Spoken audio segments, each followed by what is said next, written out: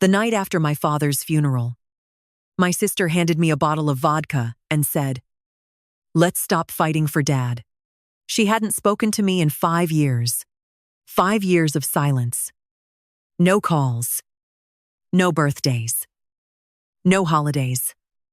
No explanation for disappearing when our father had his first stroke.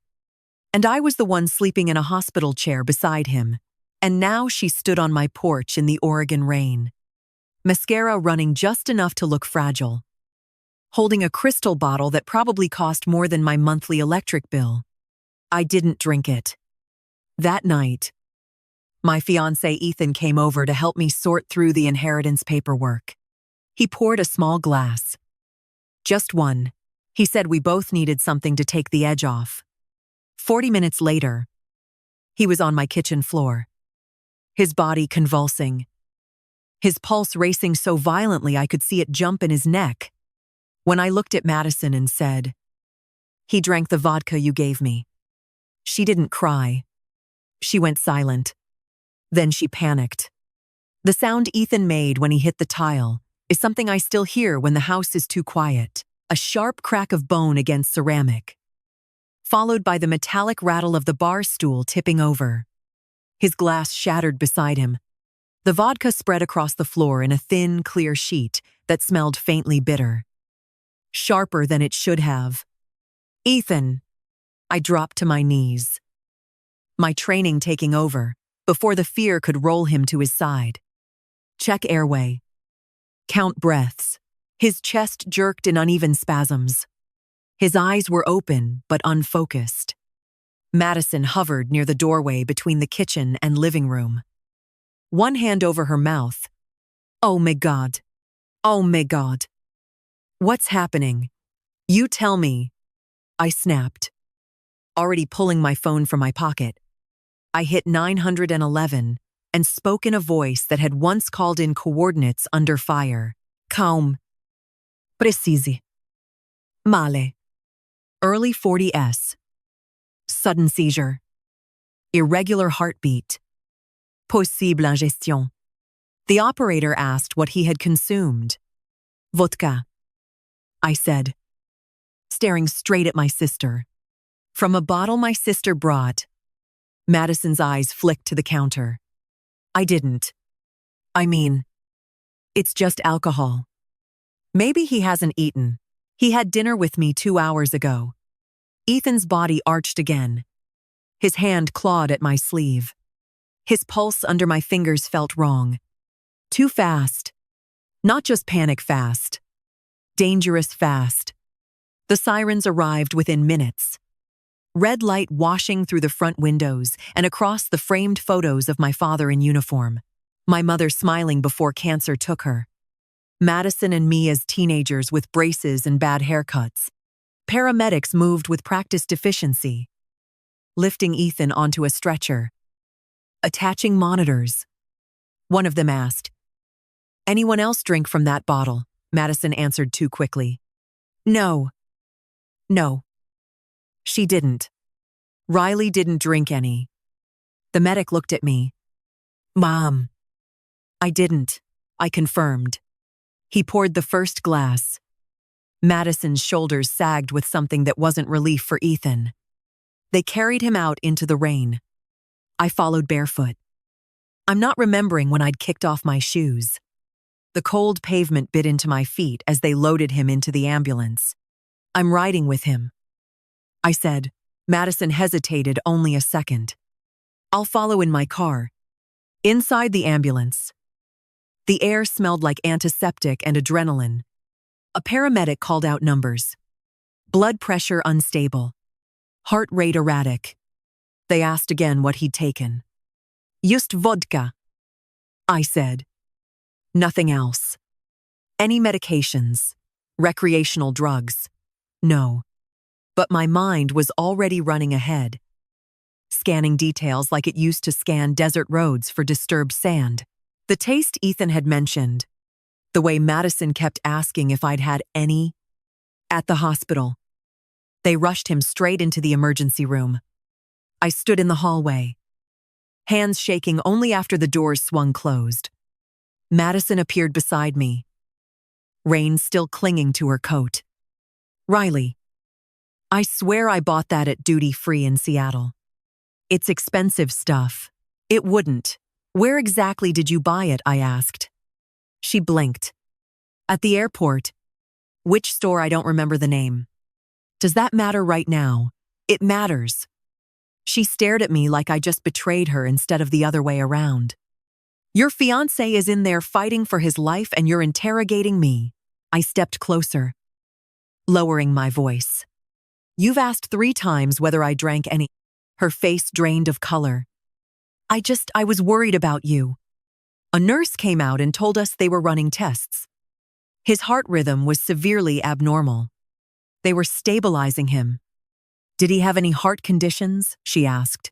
No, I said. Madison spoke over me. She does. The nurse looked between us. She, my sister. Madison clarified quickly. Riley has blood pressure issues. PTSD. She's on medication. I felt something cold settle in my stomach. That's not relevant. The nurse nodded politely, but scribbled something on her clipboard anyway. We were led to the waiting area. Fluorescent lights hummed overhead. A television in the corner ran a muted late-night news segment about rising housing prices. The world outside this building kept moving. Indifferent. Madison sat across from me, knees bouncing. She kept checking her phone, typing rapidly, then deleting. Who are you texting? I asked. She locked the screen too fast. No one. I leaned back in the plastic chair and watched her. 5 years ago. She'd vanished. Said she needed space. Needed to find herself. While I was the one driving our father to physical therapy after his first stroke. The one paying the utility bills when his pension paperwork got delayed. The one sitting through doctors explaining blocked arteries. And then today at the funeral. She'd appeared in a black dress and trembling hands. The cemetery had been quiet except for the wind. I stood straight back as the flag was folded. Old habits. Military composure. My father had been proud of that part of me. Madison had cried loudly. Clinging to strangers, like she was the one who'd been there every day. Afterward, when most people had drifted away with casseroles and polite condolences, she'd approached me near the car. I'm sorry, she'd said, eyes glossy. I shouldn't have left. I couldn't breathe here. You didn't call? I replied, I know. She held out the bottle. Then wrapped in tissue paper, I brought this for you to make peace. I'd almost laughed.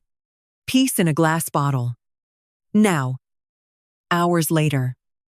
And that bottle sat in an evidence bag somewhere between my kitchen and the hospital lab. A doctor finally emerged from the double doors. Miss Thompson. I stood instantly. Yes. Your fiancé is stable for now. But he experienced a severe cardiac arrhythmia and neurological symptoms consistent with toxin exposure. Toxin. Madison echoed faintly. We're running toxicology panels. The doctor continued. Did he ingest anything unusual, vodka? I said again. From a sealed bottle. The doctor's gaze sharpened. Bring us the bottle if possible. It's at the house. I replied. My sister brought it. Madison's head snapped toward me. Riley. I didn't look at her. I'll call the police to secure it. The doctor nodded. Good.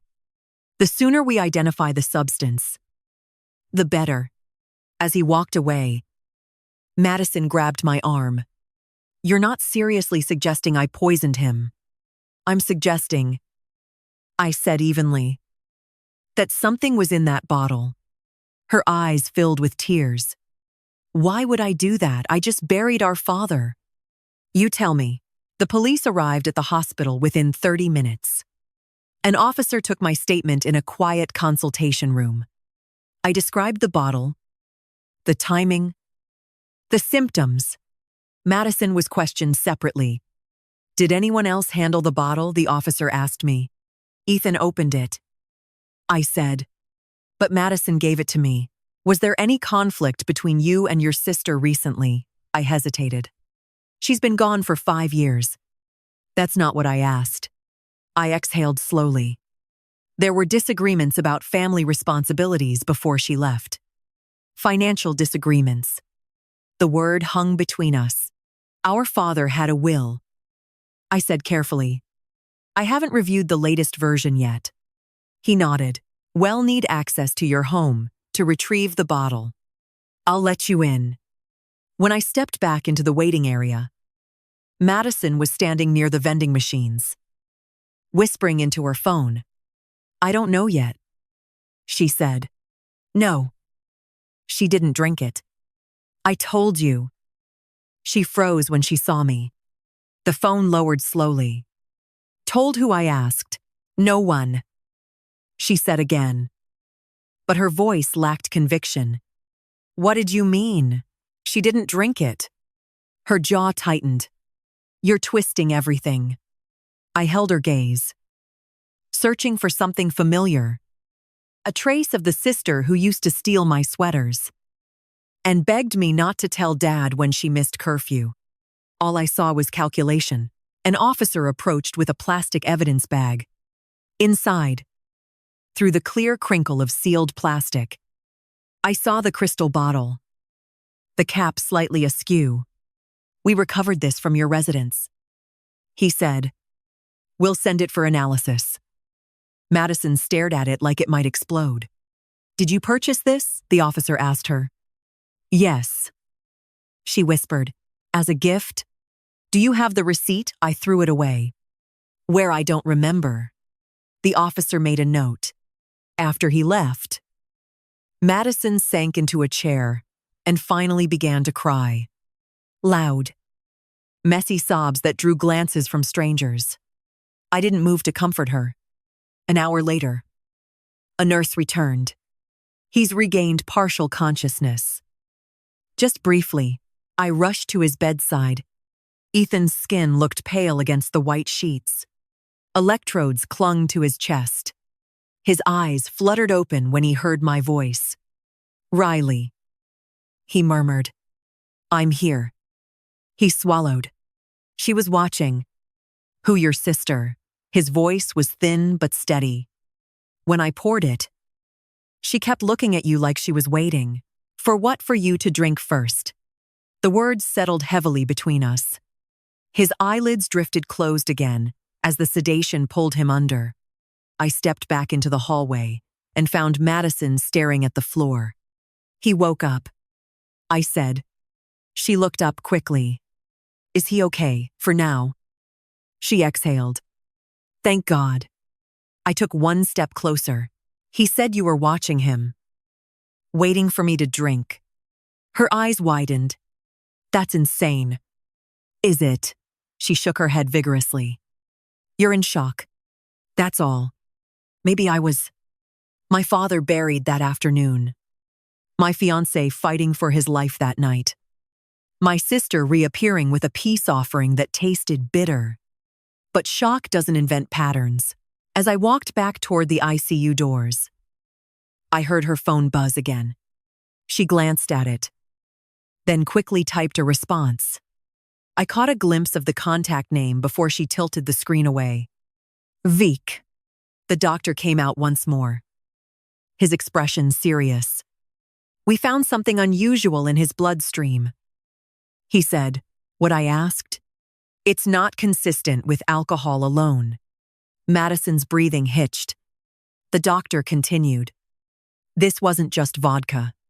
And in that moment, standing under harsh hospital lights with my sister's mascara streaked down her cheeks and my father's funeral still clinging to my clothes, I knew one thing, with absolute certainty. Madison hadn't come home to make peace. She had come home with a plan. The machines in the ICU didn't beep in rhythm. They stuttered, paused, then shrilled in uneven spikes that made my shoulders tighten every time. Ethan lay pale against the hospital sheets. Electrodes mapped across his chest like coordinates. A thin line of oxygen tubing ran beneath his nose. His eyelids fluttered occasionally. But he didn't wake. I stood at the foot of the bed and watched the monitor instead of his face. Heart rate still unstable. Blood pressure fluctuating. Numbers steadier than they had been in the ambulance. But not normal. A doctor in blue scrubs stepped inside and closed the door softly behind him. "Ms. Thompson," he said, voice low. "We've confirmed a toxic compound in his bloodstream." My jaw tightened. What kind? We're still running the full panel. But preliminary results indicate aconitine. The word meant nothing and everything at the same time. It sounded clinical. Sharp. Phenol. "What is that?" I asked. "A plant-based toxin. Extremely potent. It affects the heart and nervous system. Even small amounts can cause severe arrhythmia." "And alcohol?" I asked. "It can accelerate absorption." "But this isn't alcohol poisoning." My hands curled into fists at my sides. "So, someone put it in the bottle." He held my gaze. "This wasn't an accident." When he left, I exhaled slowly. Not relief. Not fear. Something colder. Confirmation. Outside the ICU room, Madison stood by the vending machines again, pretending to read the back of a snack package. She looked up immediately when she saw me. "What did they say?" she asked. "They found a toxin." Her face drained of color. "A toxin in what? In Ethan's blood?" She blinked rapidly. "That's impossible. It was just vodka." "It was vodka," I said. "With it." She crossed her arms over her chest. "Are you saying I did that?" "I'm saying you're the one who brought it." She shook her head. Tears gathering again. "I bought it at the airport. It was sealed. I swear." "Did you open it before giving it to me?" "No." "Did you leave it anywhere unattended?" I don't know. "It was in my bag." "In your bag?" I repeated. Her voice rose slightly. "Why are you looking at me like that? Because you've asked me 4 times if I drank any." Her lips parted, then pressed thin. "I was worried about you." I stepped closer. "Were you?" Before she could answer, Detective Larson walked down the hallway toward us. Coat draped over one arm. Midfurious. Tired eyes. The kind of man who'd seen enough to stop being surprised. "Miss Thompson," he said, nodding at me. "We need to talk." Madison straightened. "I'd like to hear this." 2. He gave her a measured look. Separately. She opened her mouth to protest, then shut it. For a moment, her composure cracked and something sharp flashed through her expression. Not grief. Irritation. I followed Larson into a small consultation room. He closed the door. "We've secured the bottle from your residence, and preliminary field test suggests contamination with what likely the same compound found in your fiancé's blood. We'll confirm once lab results return." My pulse stayed steady. "Training. Breathe slow. Ask clear questions." "Who handled the bottle besides him?" he asked. "My sister gave it to me." Ethan opened it. "And you?" "I didn't touch the rim. I didn't drink." He studied me. "Your sister said the same. She emphasized that you didn't drink. I let that sit between us. She also mentioned you have blood pressure issues." He added. I met his eyes. "That's private medical information." She offered it. Something inside me shifted another notch. "Detective," I said carefully. "My father's funeral was today. My sister reappeared after 5 years. She gave me a bottle of vodka as a peace offering. My fiancé drank from it and nearly died. And now you're telling me she's volunteering my medical history." He didn't answer that directly, Is there any financial dispute between you two? The question landed heavier than I expected. Our father had an estate. I said, I haven't reviewed the latest documents. She told us there were disagreements about inheritance. She's been gone. I replied. She wasn't here when Dad needed care. He scribbled something down. Were you aware of any recent changes to the will? No. He closed his notebook. We're treating this as a potential attempted homicide. The words settled into the room like smoke. And you're not ruling anyone out? I said. That's correct. Including me.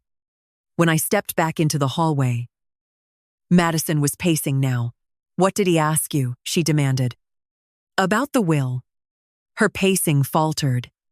The will, yes. She looked away too quickly. Why would that matter? Why would you bring it up? I didn't. She snapped, then caught herself. I don't understand why this is turning into something criminal. It already is. I said quietly. A nurse approached us. He's asking for you. I went back into the ICU room alone. Ethan's eyes were open this time. Clearer. Hey, I said, stepping beside the bed. He swallowed carefully. Feels like my heart's trying to outrun me. It's stabilizing. He studied my face. They say what it was. A toxin. His brow furrowed faintly. From the vodka, yes. Silence stretched between us. She was watching. He said again more firmly this time. I know. When I poured it, she moved closer like she wanted a front row seat. My jaw tightened. And when you didn't drink? He added. Voice weak but steady. She looked annoyed. I leaned down slightly. Don't push yourself. His fingers brushed mine. Be careful. I always am. When I left the room, Madison was gone. I found her near the elevators. Phone pressed to her ear. No. Not yet. She was whispering. They're still running tests. She froze when she saw me and turned away slightly.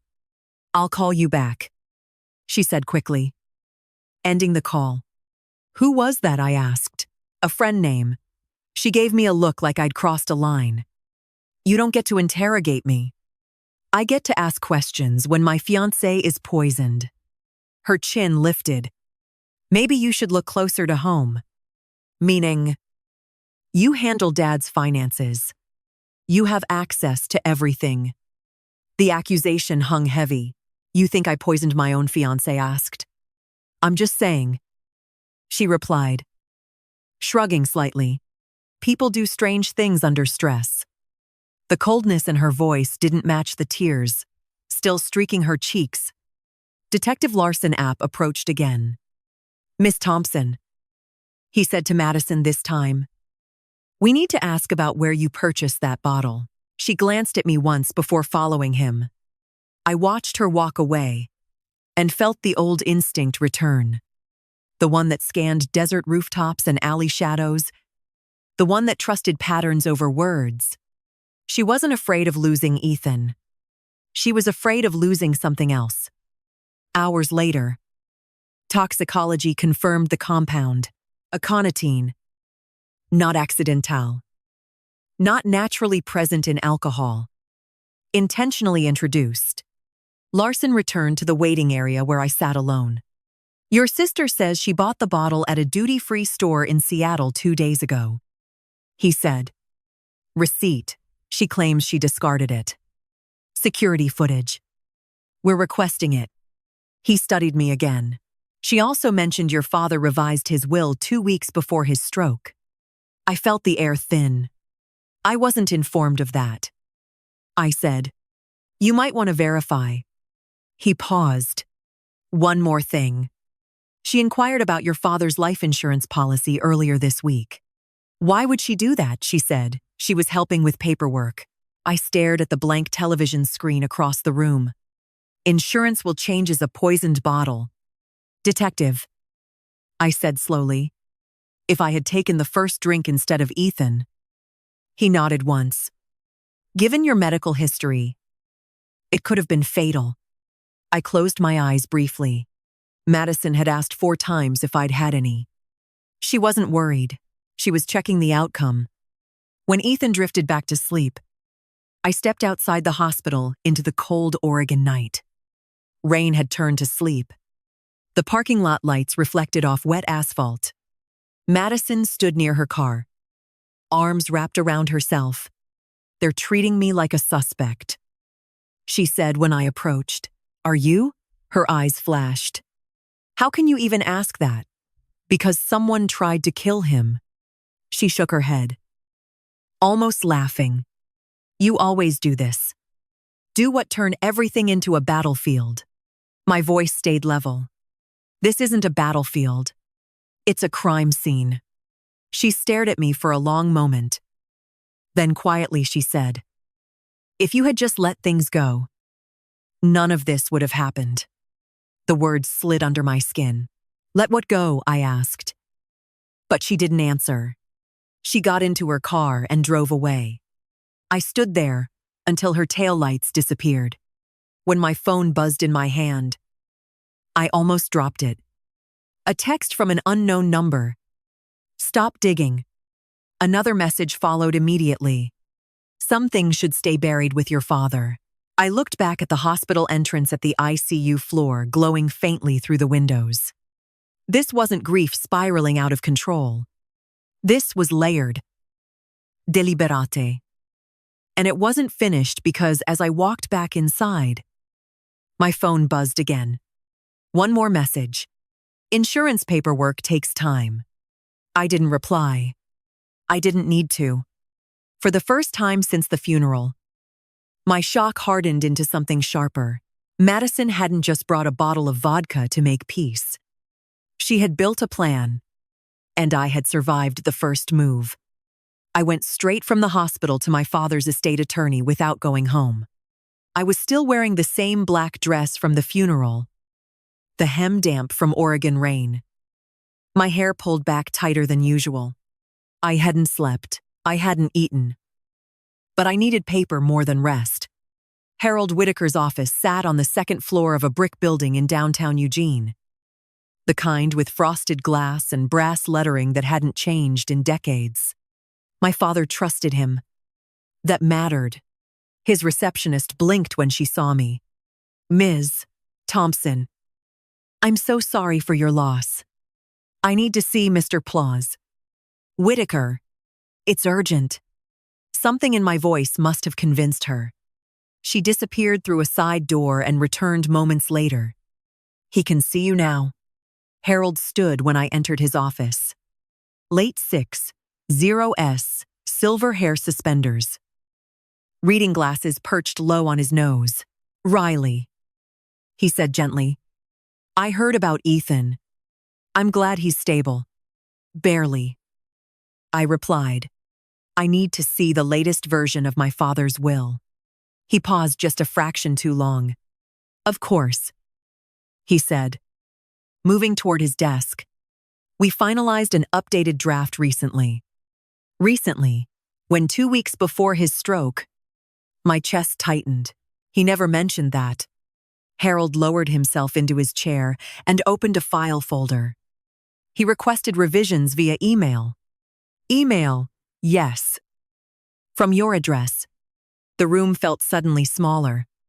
I didn't send any email, I said. He slid a printed document across the desk toward me. My name was typed neatly at the top. The will.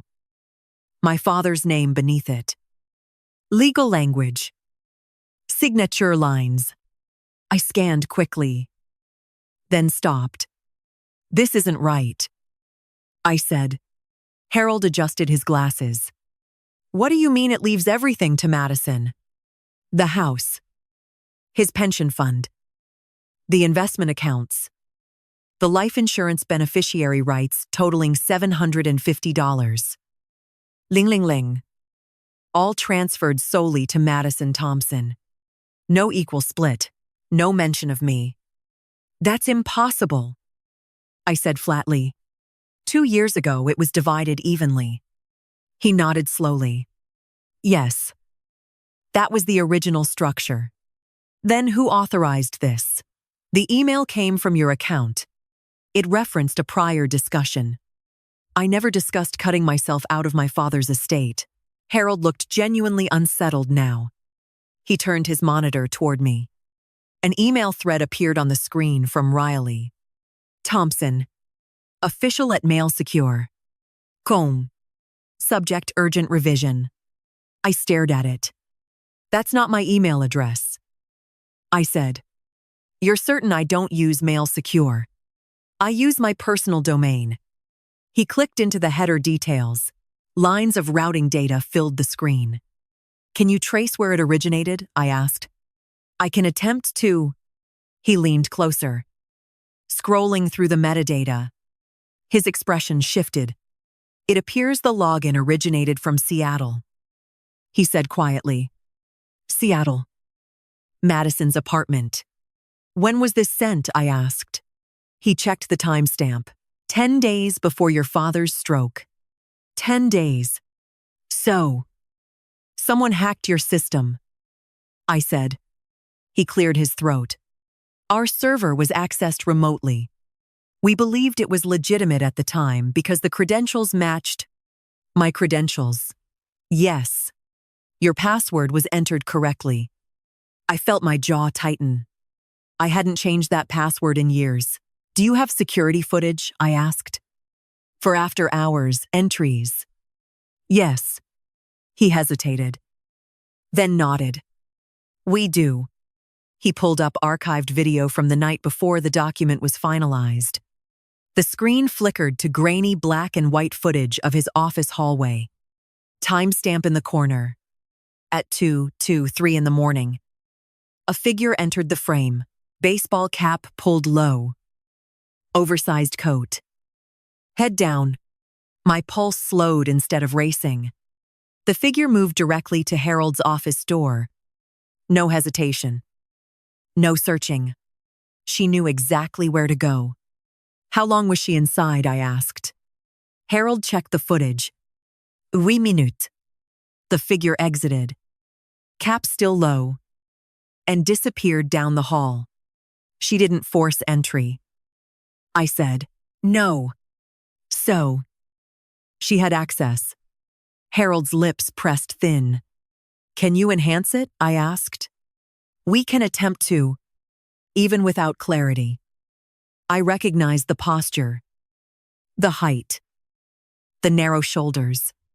Madison. She called me that week. Harold said slowly. As if remembering something uncomfortable. Asking questions about probate timelines. What kind of questions? How long after death the estate would clear? Whether beneficiary changes could be contested. I let that settle. Did she ever come in person? I asked. Not during office hours. I reached into my purse and pulled out the sympathy card Madison had left on my kitchen counter after the funeral. You deserve to relax. It read in her looping handwriting. I slid it across the desk. Compare it. I said. Harold opened an older file from his cabinet. A birthday card Madison had once sent my father. Same exaggerated loops on the capital letters. Same slight tilt to the right. He held them side by side. They are remarkably similar. He admitted. Run a formal comparison. I said. He nodded. I leaned back in the chair and stared at the ceiling for a moment. She didn't just bring vodka. I murmured. Excuse me. She brought paperwork. Harold opened my father's financial activity logs on his computer. There were 2 withdrawals. He said, small enough not to trigger alerts. How much? $25. 000, labeled consulting fee. Then another 10. 000, 2 weeks later, to whom he clicked into the masked account details. The last 4 digits made my stomach drop. Those numbers were identical to the old joint account Madison once shared with her ex-husband. She tested access. I said. Harold removed his glasses and rubbed his eyes. Riley. If this is fraud, it is. He nodded slowly. There's something else. He added quietly. What your father seemed uneasy the last time he was here. He mentioned Madison had been asking about the life insurance payout. When about a month before his stroke, the room felt too quiet. Did he express concern, I asked. He said she thought money equaled fairness. Fairness. I remembered that word. Madison had used it often growing up. It's not fair you get praised more. It's not fair Dad trusts you with things. It's not fair you left and came back decorated. She'd never seen my deployment as sacrifice, only as attention. When exactly was the will finalized, I asked. Digitally signed 10 days before the stroke. Hard copy placed in file, and the original in our archive. Pull it. He retrieved the earlier version. Equal split. Both our names clearly typed. Dated 2 years ago. I took photos of both documents with my phone. This is forgery, I said. He didn't argue. Riley, he said carefully. If someone accessed our system and impersonated you, this becomes criminal. It already is. I stood. I'm forwarding everything to Detective Larson. He nodded again. I'll cooperate fully. As I reached the door, he spoke once more.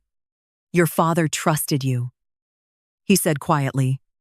He often said you were the stable one. The stable one. I stepped out into the cold Oregon air and let the door close behind me. The wind cut across my face. Sharp and bracing. 10 days before his stroke. 2 withdrawals. A forged will. A bottle of vodka laced with aconitine. This wasn't grief. It was timing. My phone buzzed. Detective Larson. We're expanding the case, he said when I answered. Toxicology confirmed aconitine in the bottle. Lab found reseal marks on the cap. I have something for you, I replied. The will was altered from a Seattle IP address. Likely Madison's apartment. He went silent for a second. That's significant. There's more, I said. Small transfers from my father's account to an account connected to her. Email me everything. I will. I ended the call and looked up at the gray sky. Madison hadn't come back to mourn. She'd come back to collect, and if I had taken that first drink instead of Ethan, the revised will would have left everything in her hands without question. My death. Her inheritance. Clean. Efficient. Except she hadn't planned on one thing. I survived war zones. I survived grief. And I wasn't going to be erased by a glass of vodka in my own kitchen. As I walked toward my truck, the wind carried a faint smell of rain and snow. Behind me, inside Harold Whitaker's office, 2 versions of my father's legacy sat on his desk. One real, one forged. Madison thought she had rewritten the future. She forgot that paper leaves a trail. And I knew how to follow it. I brought my prescription bottles to Dr. Karen Holloway the morning after I left Harold Whitaker's office. The clinic smelled like antiseptic and burnt coffee. I hadn't changed out of yesterday's clothes. I didn't care. Dr. Holloway had treated me for years through sleepless nights. Blood pressure spikes. The steady management of PTSD that followed me home from the Gulf. She knew my baseline better than most people knew my face. What's going on? She asked as I set the orange pill bottles on her desk. I need you to look at these. She picked up the first one, unscrewed the cap, and poured a few tablets into her palm. Her brow furrowed almost immediately. These aren't the usual shape, she said. That's what I thought. She compared the imprint code against her tablet. Her fingers moved quickly across the screen. This isn't your prescribed dosage, she said quietly. And this isn't even the same medication. My pulse didn't spike. It narrowed. What is it? I asked. a beta blocker with a much stronger hypotensive effect if taken in combination with alcohol, especially in someone with your history. She didn't finish the sentence. How severe? I pressed. It could cause a dangerous drop in blood pressure. Loss of consciousness. Cardiaque complication. Fatal, I asked. She met my eyes. Yes. The room went still. These were filled at my usual pharmacy. I said. She checked the label. Yes. But this isn't what we prescribed. Could the pharmacy have made an error? It's possible. She said carefully. But unlikely at this scale. The imprint codes don't match your chart at all. When were these filled? I asked. She scanned the label. 3 days before your father's funeral. 3 days. Madison had arrived the day before the funeral. Run a lab analysis. I said, I will. But Riley. She hesitated. Why are you asking this now? My fiancé is in the ICU. I said, poisoned with aconitine. Her eyes widened. May God. And if I had taken the first drink instead of him. I continued with this in my system. She exhaled slowly. It would have been catastrophic. I stared at the pills in her hand. This wasn't improvisation. This was planning. I drove straight home after leaving her office. The house felt different. The second I unlocked the door, same furniture. Same faint scent of my father's old cologne lingering in the hallway. But something underneath had shifted. I walked to the kitchen first. The counter where the vodka had sat was wiped clean by forensics. But I could still see the faint outline where the bottle had rested. A thin circle in the wood grain. I opened the drawer beside the sink where I kept spare keys. Empty. I stood still for a moment.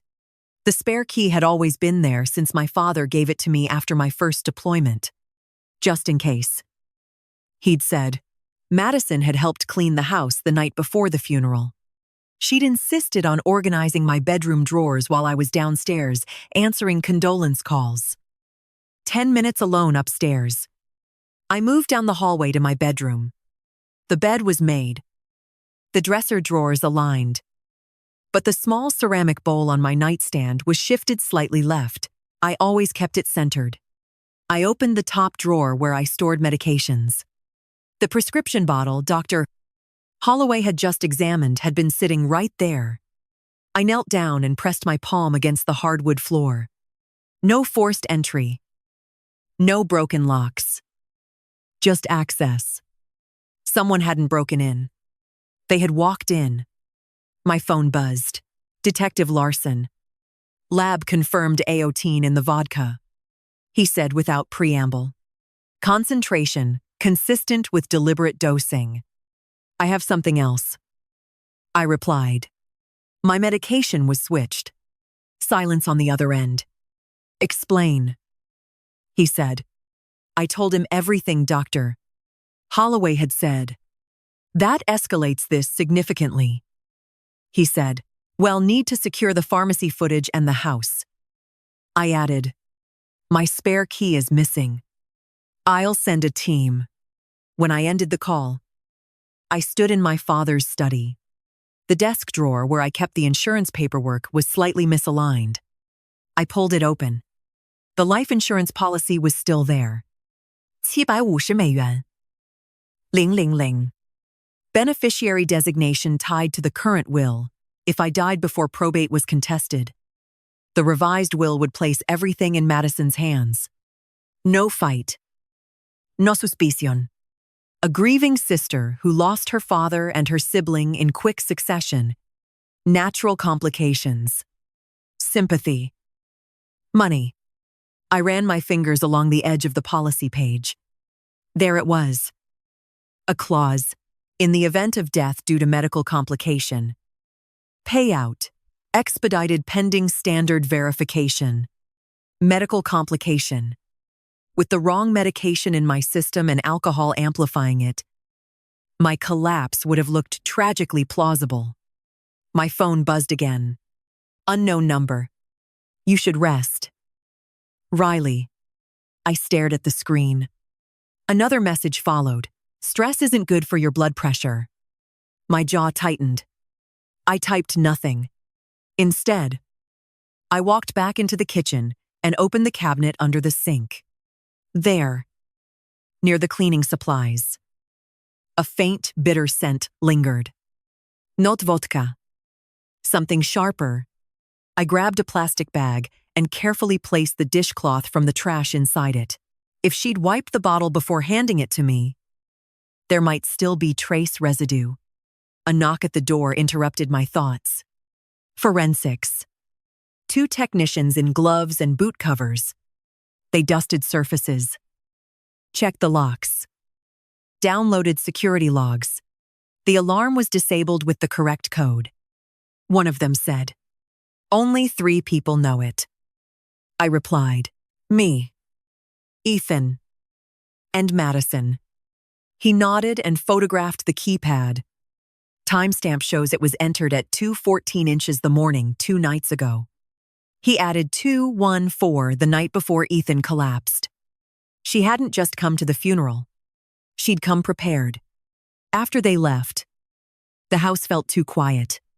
I sat at the kitchen table where Ethan had fallen. My father had once sat at this same table and told me, "You can't assume loyalty." I'd thought he meant soldiers. He'd meant blood. A memory surfaced uninvited. 6 months before his death, we'd been drinking coffee in this kitchen. Madison's restless. He'd said, "She always is." I replied, "She keeps asking about the life insurance." He'd added, "She probably just wants clarity." He'd looked at me for a long moment. Clarity can turn into entitlement if you're not careful. I hadn't understood the weight in his voice. Now I did. My phone buzzed again. Detective Larson. "Pharmacy footage shows your sister in the store the day your prescription was filled," he said. "Did she pick it up?" "No. But she was near the drop-off counter for several minutes alone." "Yes. She could have switched bottles in the parking lot." I said, "That's one possibility. Run prints on the pill bottle." I added, "We will." When I hung up, the sun had started to dip behind the trees. Shadows stretched long across the floor. Madison texted then, "How is Ethan?" I stared at the screen. "Alive." Her reply came quickly. "Thank God." I typed back. "The doctors say if I had taken that first drink with my medication, I might not have survived." 3 dots appeared, then disappeared. No response. Minutes later, another text from her. "You're being dramatic." I set the phone down carefully. Dramatic. Not shocked. Not apologetic. Dramatic. I stood and walked to the front door. Snow had begun to fall lightly, each flake quiet. Precisi. Calculated. Like the plan she'd constructed. Poison the vodka. Swap the medication. Forge the will. 3 layers. 3 safeguards. If one failed, another would hold. She hadn't accounted for one variable. Ethan loved me enough to pour first. As darkness settled, I replaced the front door lock myself. Metal scraped against metal. Solid. Secure. Inside. I turned off every light except the one in my father's study. I opened his safe and checked the contents. Insurance documents. Original will copy. Handwritten notes. Everything still there. But the edges of the papers were slightly shifted. Someone had searched not for money, for evidence. I closed the safe and changed its combination. My phone buzzed one last time that night from the same unknown number. "You can still walk away." I stared at the message. Walk away from what? From attempted murder, from inheritance fraud, from a sister who had calculated my blood pressure into her timeline. I deleted the message, then I turned off the phone entirely. For the first time since the funeral, I let myself say it out loud in the empty house. She meant to kill me. The words didn't echo. They settled. My sister hadn't brought vodka to make peace. She had brought a trigger. And she had pulled it with precision. But she'd miscalculated one thing. I don't miss details. Not on the battlefield. Not in my own home. And I was done being her blind spot. The doorbell rang at 9:47 the evening. I wasn't expecting anyone. Snow had started again. Soft and steady. Coating the porch in a thin white layer. I had just finished checking the new lock for the third time when the chime cut through the quiet. I didn't turn on the porch light. Instead, I stepped to the side of the front window and lifted the curtain just enough to see. A man stood under the dim street lamp glow. Hands in the pockets of a dark wool coat. Late 50s. Maybe early 60s. Clean-shaven. Not nervous. He looked like someone who expected to be let in. I kept the door closed and spoke through it. "Can I help you?" "Riley Thompson," he asked calmly. "Yes. My name is Victor Russo. We need to talk." The name hit something in my memory. Vic Madison's phone. "I'm not interested," I said. "You will be," he replied. "This concerns your sister and the insurance policy." My grip tightened on the edge of the door. I opened it halfway, but kept the chain latched. "What do you want?" I asked. He didn't try to look past me. Didn't scan the interior of the house.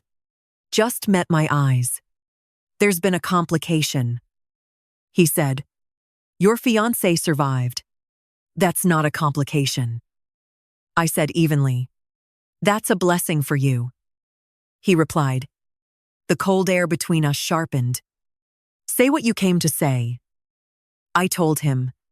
He glanced once at the street, then back at me. "Your sister owes approximately $400. Ling ling ling," he said. The number settled heavily. "Always who?" I asked. "A private network. High-stakes sports betting. Offshore processing. But domestic collection. Organized crime," I said. He gave a faint smile. "That's a dramatic word. Try me." He didn't flinch. "She's been overextended for 18 months. The debt escalated. Interest compounds quickly in our line of business." "And this has what to do with me?" I asked. "You," he said, "were the collateral." The words didn't raise my heart rate. They slowed it. "She assured us," he continued, "that the inheritance would cover everything. My father's estate." "Yes. He was still alive when she promised that." Victor tilted his head slightly. His health was fragile. I let silence stretch between us. "She proposed a timeline," he went on. "Funeral. Probate. Transfer of assets. Insurance payout. She forged the will." I said, "Yes." He said it like he was confirming a delivery time. "And the vodka?" I asked. "That was her idea." He replied, "A layered plan. Layered poison medication swap forged will. She was very thorough," he said. I stared at him through the gap in the door. "Why are you here?" I asked. "Because she assured us the matter would be resolved by now." "Resolved? That's what she told you?" I asked. "She said you wouldn't be an obstacle much longer." The cold didn't register anymore. "She intended for me to drink it." I said, "Yes." The word landed without hesitation. "And Ethan?" I asked. "Variable." My jaw tightened. "You're admitting conspiracy to murder," I said. He shrugged lightly. "I'm explaining financial expectations, and you think showing up at my house is wise. I think transparency is preferable to misunderstanding." He said the insurance payout was pledged as security. If the payout doesn't occur, other avenues are explored. Are you threatening me? I asked. I'm informing you. Snow gathered on his shoulders, melting slowly into the wool. She used the life insurance as collateral. I said, yes, for a gambling debt. Yes. How long has she been involved with your network? 18 months. Seriously. Longer, casually. I thought about the timeline. 18 months ago. Madison had still been mostly silent. Sporadic texts. Occasionnel vague, promises to visit. She was confident.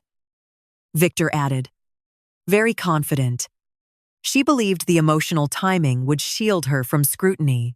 Emotional timing. I repeated. A father's funeral. He said quietly. No one questions grief. My hand tightened on the door frame. She told you how I asked. How she would make it look natural. He didn't blink. She researched compounds that mimic cardiac failure. She was aware of your blood pressure condition. The room behind me felt suddenly too small. She knew my medication schedule. I said, yes. The word felt like a blade. She said alcohol would accelerate the effect. He added, if symptoms appeared shortly after the funeral, stress would be assumed. My father buried that morning. My body on that kitchen floor by night. She rehearsed narratives. Victor said, in case of investigation, what kind of narratives? I asked. That you were emotionally unstable. That you'd been drinking more since the funeral. That your health was deteriorating. I almost laughed. She was thorough. He repeated. Why are you telling me this? I asked again. He exhaled slowly. Because when operations attract federal attention, our interests change. He said, your sister has become a liability. Because she failed. Yes. Because she failed to kill me. Yes. The directness of it almost impressed me. And what do you want from me? I asked. Clarity. He said, if the inheritance transfers, the debt can be resolved quietly. If it does not, other parties become impatient. I'm not negotiating with you. I said, I'm not asking you to. His eyes narrowed slightly. I'm advising you that your sister overpromised. And people who overpromise create pressure. On me, I asked. For now, I let the words settle. If you think intimidation will change anything, I said calmly, you miscalculated. His expression shifted just slightly. She said you were predictable. He said, what did she say? That you would fight emotionally first. That you would hesitate to involve federal authorities because of family loyalty. I smiled faintly. She misjudged that too. He studied me for a long moment. You don't seem surprised. He said, I served in the Gulf. I replied, surprise is inefficient. A flicker of something like respect crossed his face. She believed the insurance payout of $750,000 would clear within weeks if death was ruled natural. He continued. Probate complications were accounted for. She intended to settle $400,000 immediately and negotiate the remainder. She used the word collateral. I said yes. Did she ever express regret? No. The answer came too fast to doubt. She said you always survived everything. He added quietly. And that this time you wouldn't. The words echoed in my mind. She always survives everything. I want proof. I said. He reached into his coat and removed a small envelope. I'm not foolish enough to carry originals. He said. But copies are instructive. I unlatched the chain and opened the door fully. He handed me the envelope.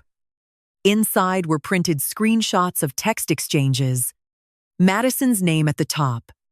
One message read, once Riley's gone, probate clears faster. Another, she always survives everything. This time she won't. My stomach didn't drop. It's solidified. You're handing me evidence.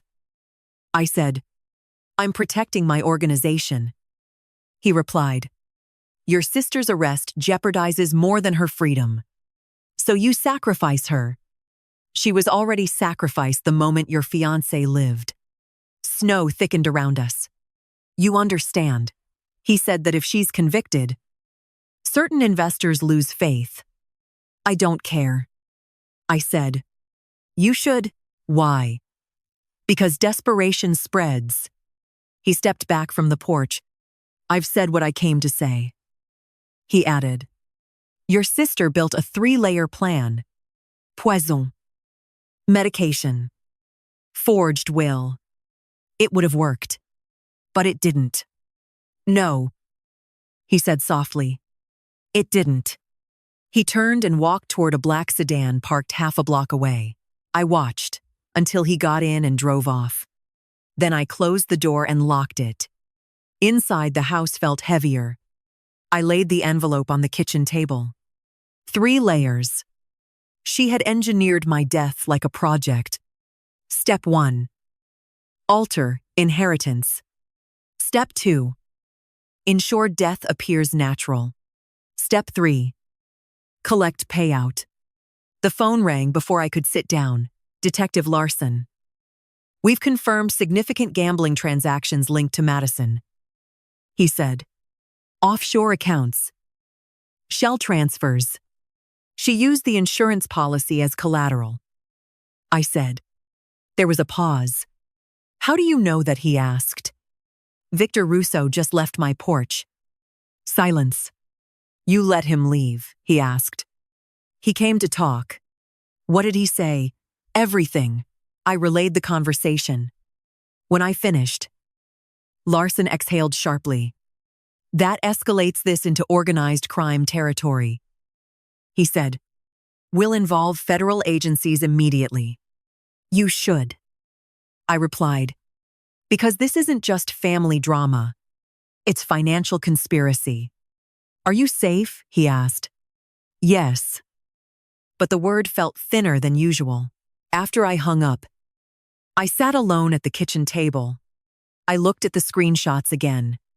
She always survives everything. This time she won't. I thought about childhood winters when Madison used to accuse me of getting more praise. It's not fair. I thought about deployments. Medals, she called attention. It's not fair. I thought about my father trusting me with paperwork. It's not fair. Fairness had turned into entitlement. Entitlement had turned into calculation. Calculation had almost turned into my obituary. I folded the papers carefully and placed them inside a folder labeled evidence. War taught me something simple. You don't panic. You gather. You document. You dismantle. Madison didn't just gamble money. She gambled my life. And she expected to win. She forgot one thing. I don't fold under pressure. Not in the desert. Not in my own home. And certainly not because my sister decided I was collateral. I waited in the elementary school parking lot with the engine off and the heater running low. The late afternoon sky over Eugene was the color of wet concrete. Snow from the night before had melted into slush along the curb. Parents stood in small clusters near the entrance, checking their phones, waving at children, spilling out of double doors. I hadn't told anyone I was coming. Not Madison. Not Lily's father. Just Detective Larson, who had nodded once and said, "Be careful what you ask. I wasn't here to interrogate an 1-year-old. I was here to listen." The doors burst open, and children ran into the cold air. Backpacks, bouncing. I scanned faces automatically, the way I used to scan rooftops for movement. Then I saw her. Lily. Dark hair pulled into a messy ponytail. Pink jacket too thin for the weather. She spotted my truck and hesitated. For a second, I thought she might turn away. Instead, she ran toward me. "Aunt Riley," she called. breath puffing white in the air. I stepped out of the truck before she reached me. "Hey," I said, forcing warmth into my voice. She hugged me tightly around the waist. "Is Uncle Ethan going to die?" she asked immediately. The directness knocked the air from my lungs. "No," I said gently. "He's stable. The doctors are taking care of him." She pulled back, searching my face. "Mom said it was just alcohol." "It wasn't," I said carefully. Her brow furrowed. "Is he really going to be okay?" "Yes." That part at least was true. "Can we get hot chocolate?" she asked quietly. "Mom's been busy." I nodded and opened the passenger door. We drove to a small cafe 3 blocks away, the kind with chipped wooden tables and chalkboard menus. I chose a booth near the back where conversations blurred into background noise. She wrapped her hands around the paper cup like it was an anchor.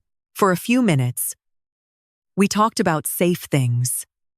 School, her science project, a girl in her class who cheated during a spelling test. Then she went quiet. "Mom's really mad," she said softly. "At you?" I asked. "No." She stared into her cup. "At everyone." I let silence stretch. Silence invites truth. "She keeps talking on the phone at night." Lily continued. "In the kitchen. She thinks I'm asleep." "What does she say?" I asked. Lily shrugged at first. "Stuff about insurance," she said. My pulse slowed, sharpened. "What kind of stuff?" I asked gently. She said insurance clears fast. Lily replied, "And that once you're gone, things will be easier." The cafe noise faded into a dull hum. "What exactly did she say?" I asked, keeping my tone even. Lily chewed her lip. She said, "Once Riley's gone, probate clears faster." The words echoed the screenshot Victor had handed me. "Did she say that more than once?" I asked. "Yeah." Lily nodded. "She said it to a man named Vic." My hand tightened around my cup. "How do you know his name?" I asked. "She said it a lot." Lily replied. "Like?" "Yes. Vic. It's almost done." "Almost done. When did she say that?" I asked. "Before Grandpa's funeral and after." Lily looked up at me suddenly. "Are you mad at Mom because of Grandpa's money?" she asked. The question cut deep. "I'm upset because someone tried to hurt Ethan," I said carefully. She nodded slowly. "Mom said we'd be rich before Christmas," she added. The cafe felt colder. "She said we'd move somewhere bigger." Lily continued. "She showed me houses online." "Did she ever talk about how that would happen?" I asked. She said insurance. Lily said again, "And that you wouldn't need anything anymore."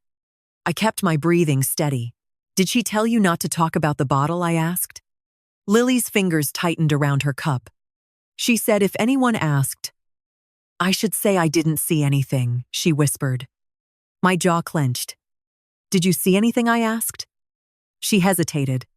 "I saw her with the bottle in the kitchen before she gave it to you," Lily said. She was holding it and looking at it. "Did she open it?" I asked. "I don't know," Lily replied. "But she had it out of the bag." I leaned back slightly. "Did she ever talk about my medicine?" I asked. Lily's eyes widened faintly. She said, "You take stuff for your heart," she said, "and that alcohol would make it worse." My throat went dry. "When did she say that?" I asked. "On the phone," Lily said. "To Vic."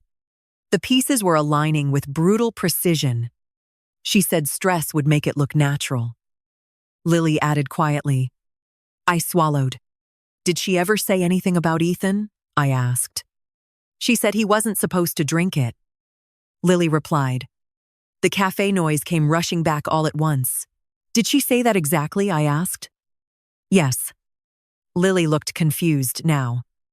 "I thought she meant you were supposed to have it first," she said. I forced my expression not to change. Did she ever tell you to practice saying something I asked? Lily nodded slowly. She said if police asked, I should say, we haven't seen you much. She whispered.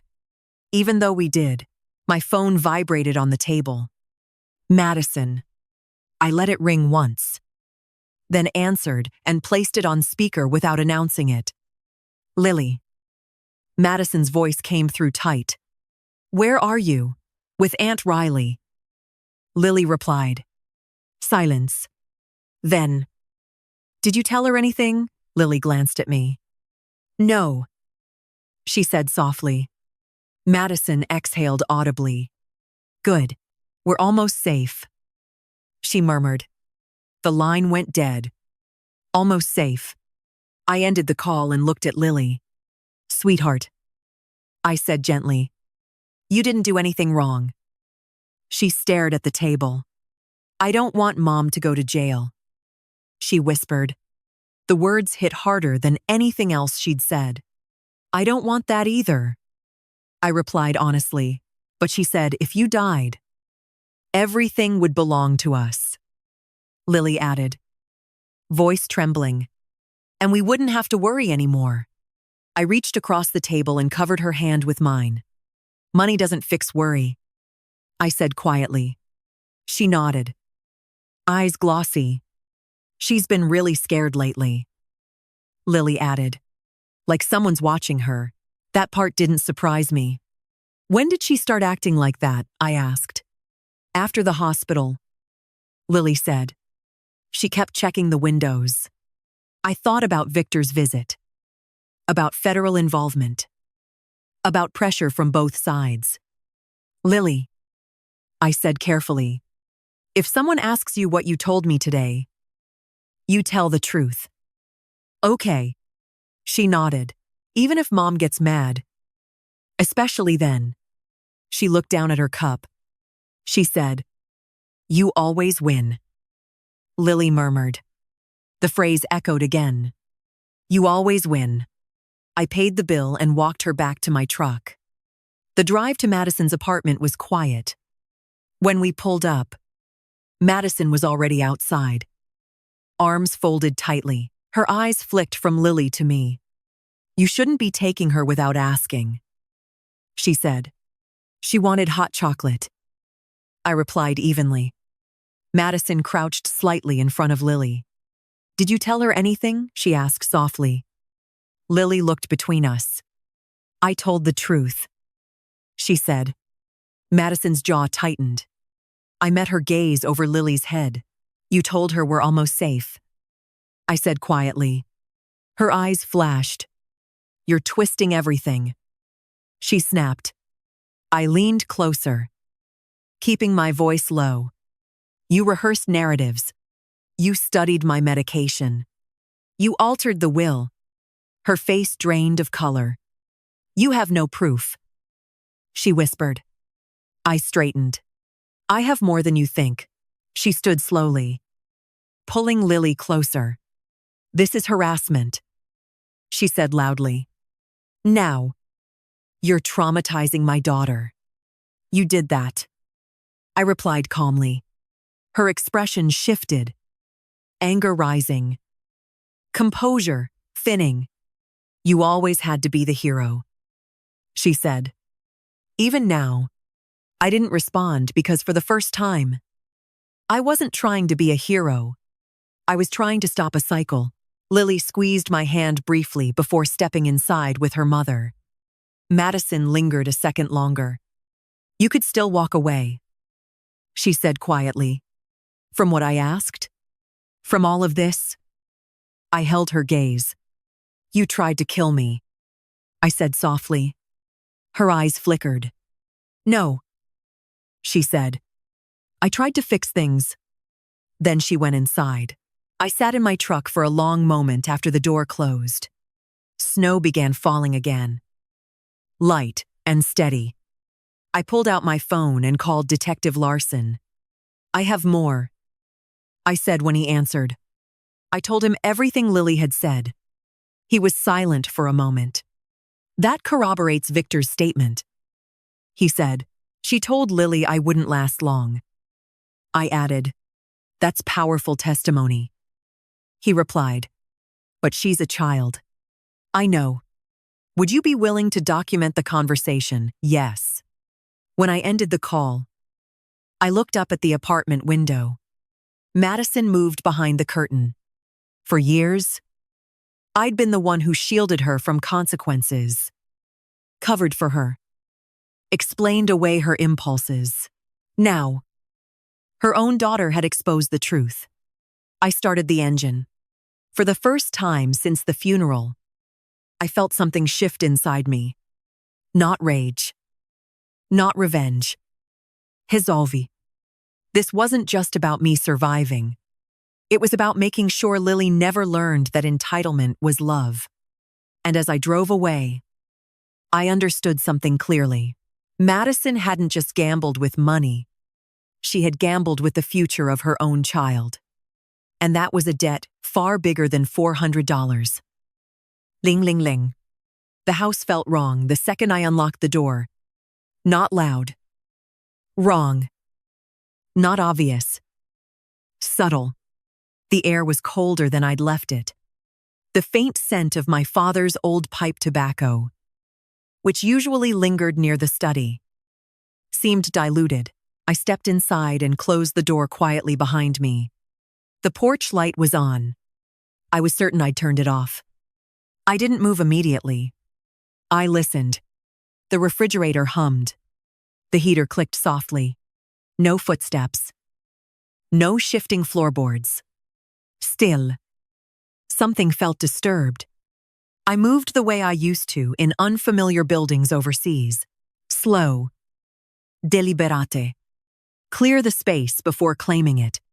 The living room looked untouched. Couch aligned. Blankets folded. But the throw pillow in the corner chair was angled slightly to the left instead of centered. It was a small thing. Small things matter. I moved down the hallway. My bedroom door was slightly ajar. I never leave it open. My pulse didn't spike. It narrowed. I pushed the door wider with my fingertips. The room was intact. Bed made. Closet closed. No drawers dumped on the floor. But the closet door track had a faint scrape along the bottom edge, like it had been slid open too quickly. I stepped inside and opened the dresser. The top drawer was aligned, but the edges of folded shirts were disturbed. Someone had rifled without disarray. That takes practice. I crossed to the nightstand. The ceramic bowl was back in the center now. Too perfect. I crouched and looked beneath the bed. Nothing. I stood and moved toward the study. The chair behind my father's desk was pulled out slightly, barely an inch. He used to align it exactly flush with the desk. I had kept it that way. Not tonight. I approached the security monitor near the hallway. The system showed normal activity. Front door locked. Back door secure. I opened the alarm log. 2:14 inches the morning. System disarmed. Correct code entered. No forced override. The same time stamp Larson had mentioned earlier. The night before, Ethan collapsed. My spare key had gone missing. Now the code had been used. I scrolled further. System armed again at 2:27. 13 minutes inside. Enough time. Enough precision. I walked to the back door and examined the frame. No splintering. No scratches. Whoever entered knew how to leave cleanly. My phone buzzed. Unknown number again. Stop digging. I didn't respond.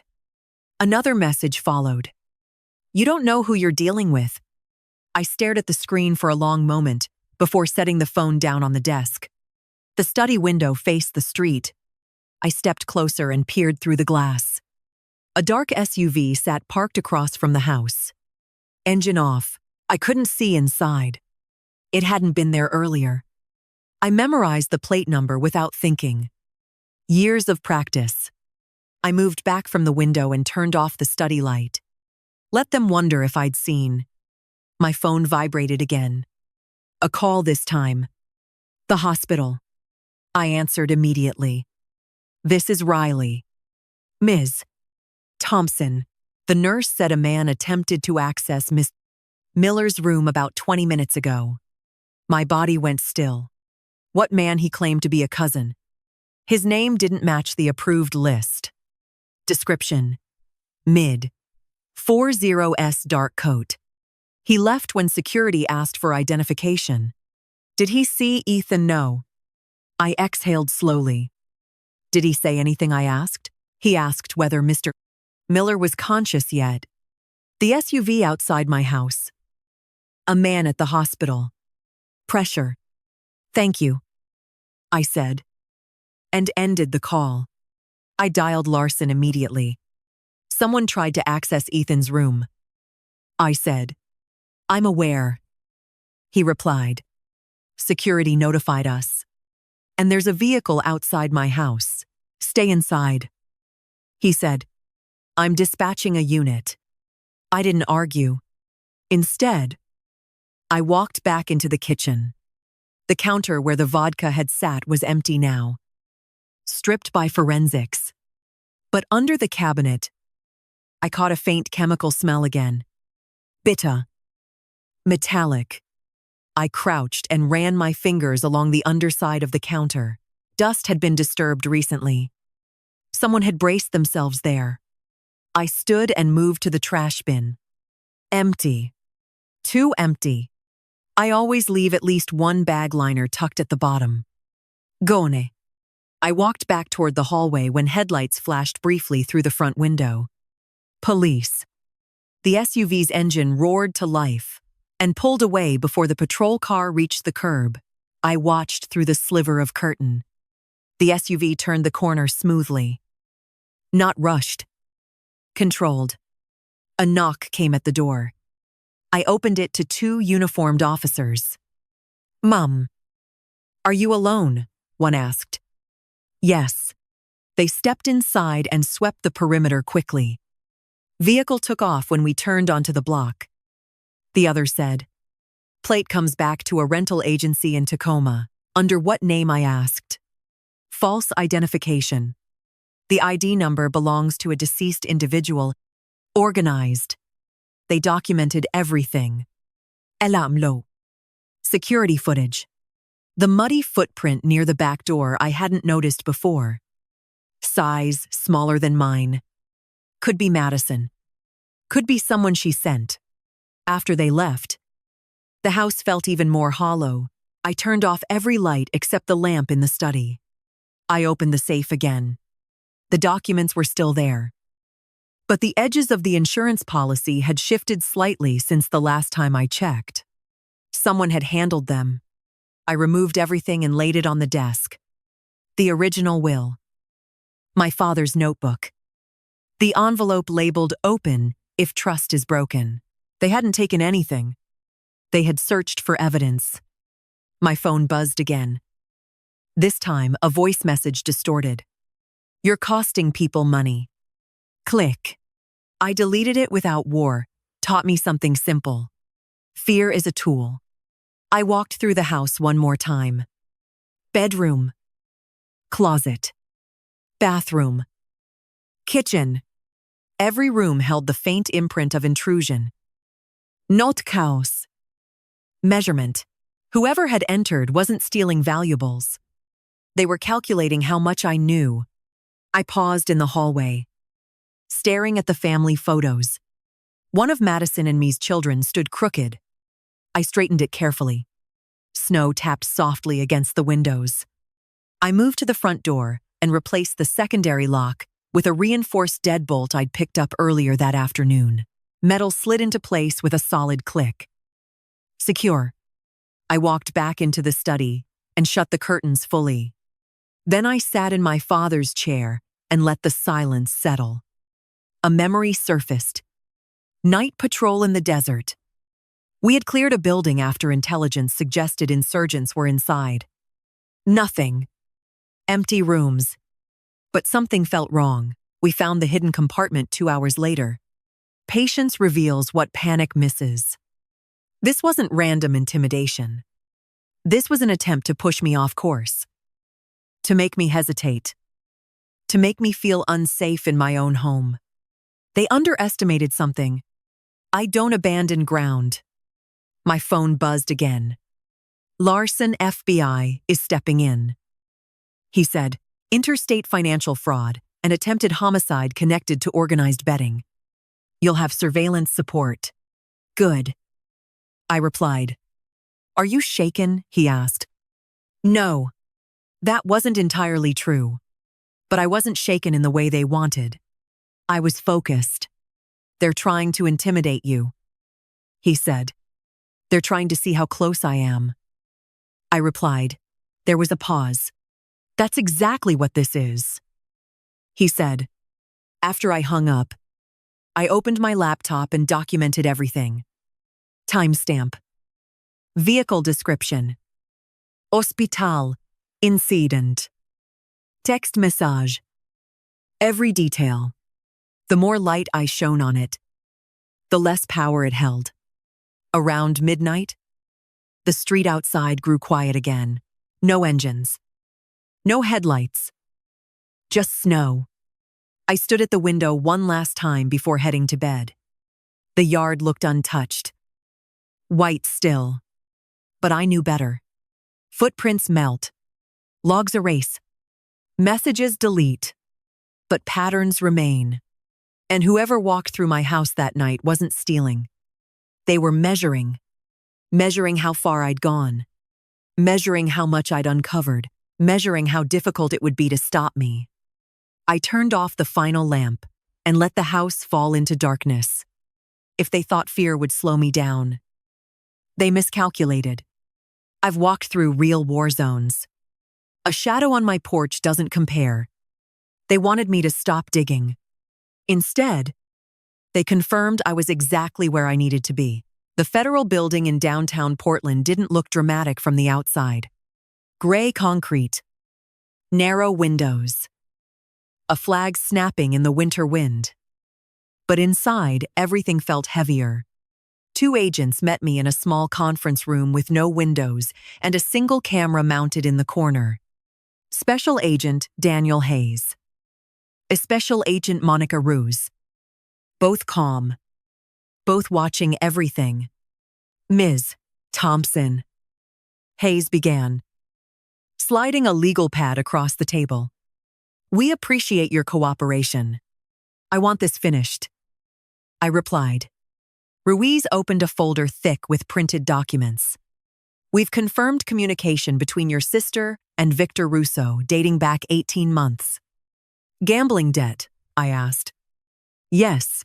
How much? Approximately $400. 000 principal. Interest fluctuated.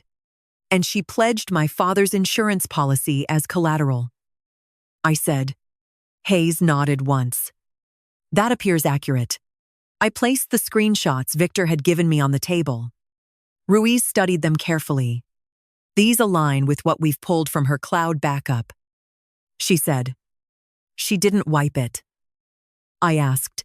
She tried. Hayes replied. But partial data remained. I leaned back slightly. What about the IP address from the forged? Will I asked. We traced it to her Seattle apartment. Rui said. 2 separate login into the attorney server. And the security footage? I asked. Hayes tapped the folder. We enhanced it. It's hair. No hesitation in his voice. Has she been questioned? I asked. Not yet. Ruiz said. We're building enough to prevent a simple denial strategy. I nodded. What about the pharmacy? I asked.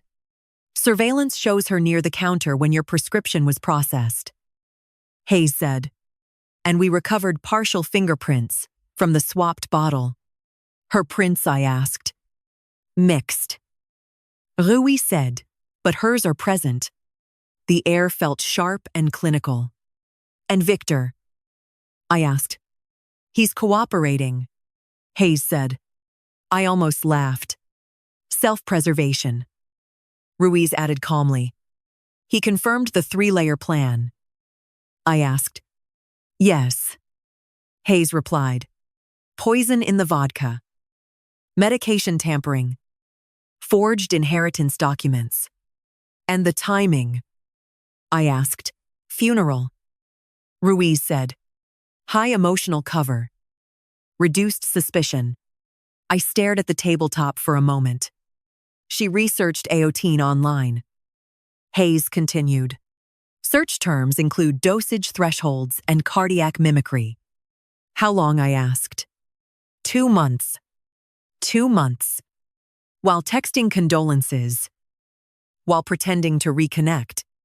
She called the insurance company twice, under the pretense of helping with paperwork. Ruiz added. I closed my eyes briefly. How soon are you moving? I asked. Hayes exchanged a look with Ruiz. Soon, he said. But we need one more piece.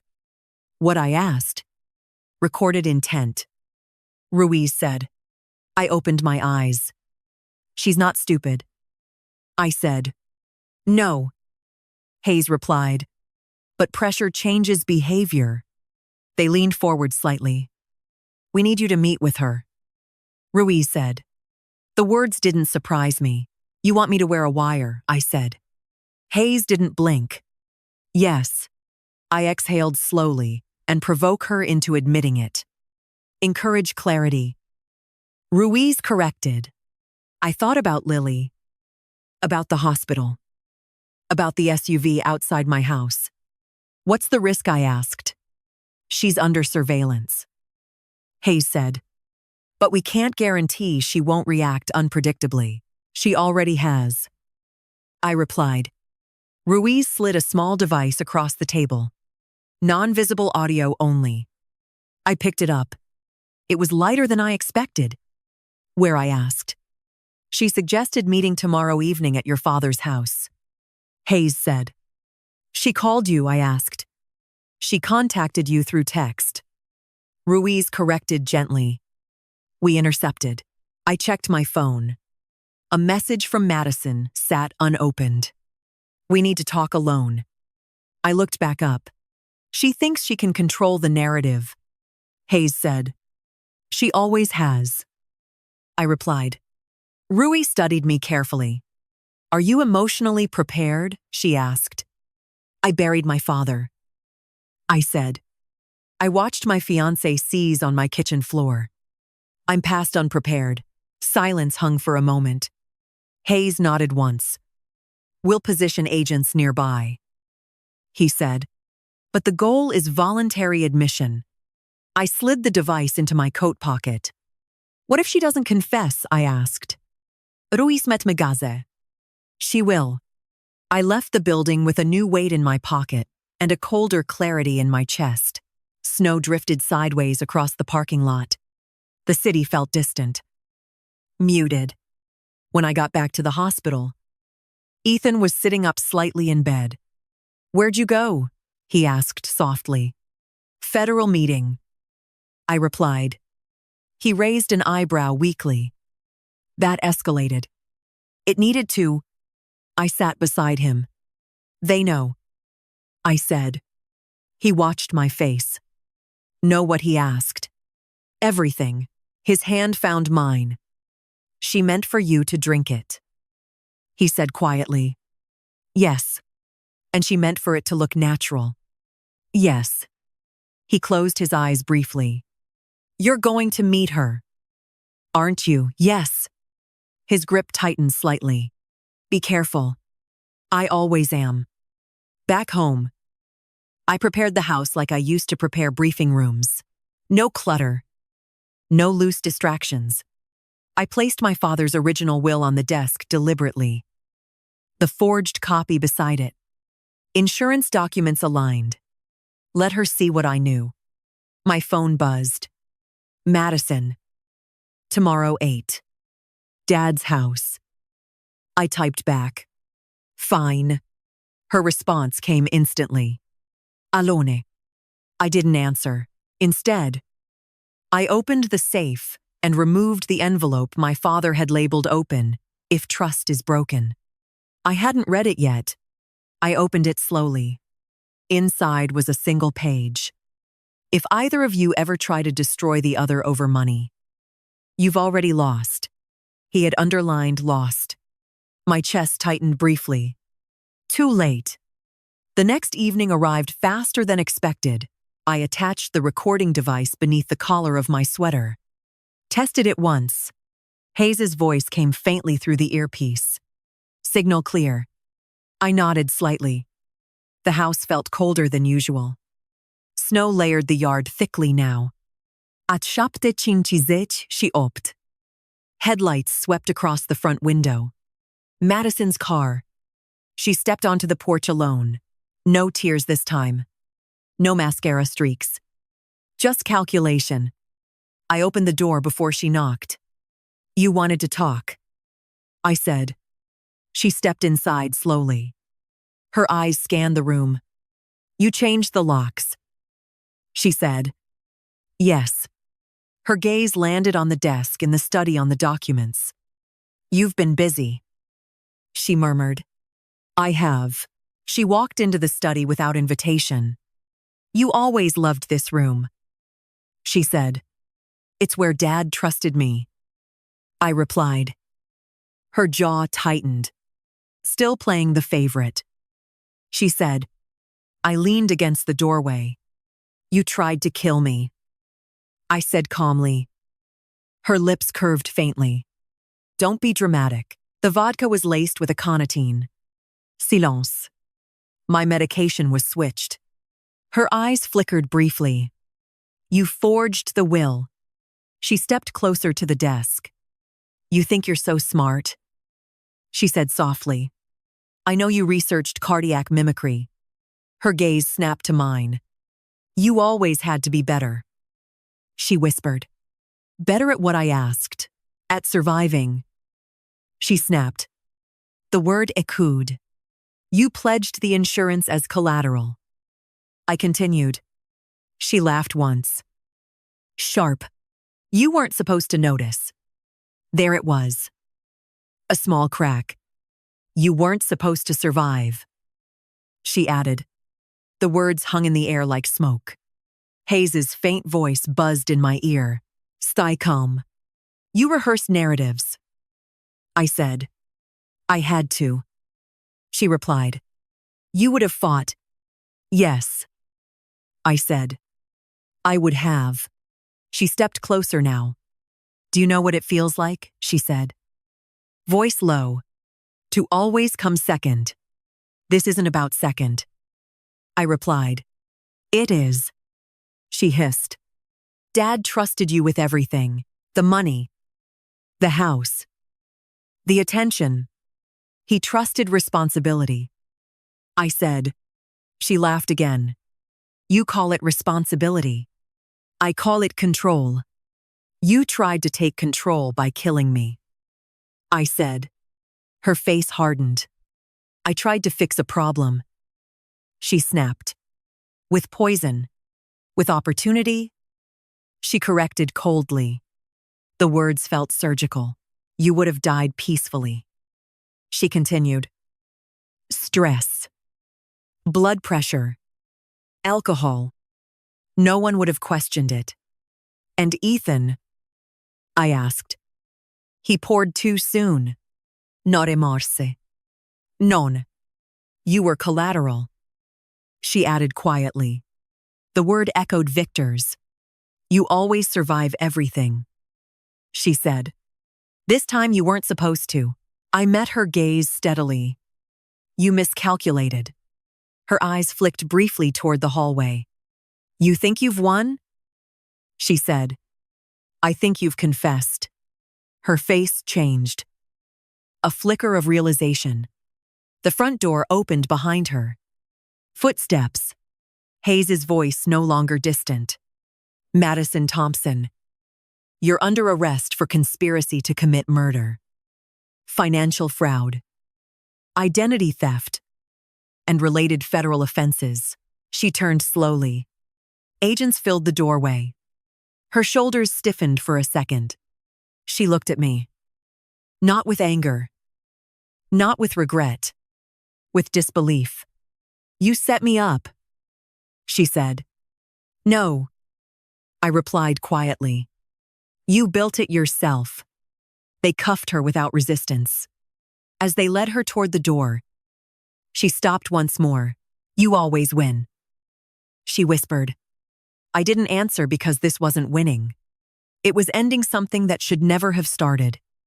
The door closed behind them. Snow fell steadily outside.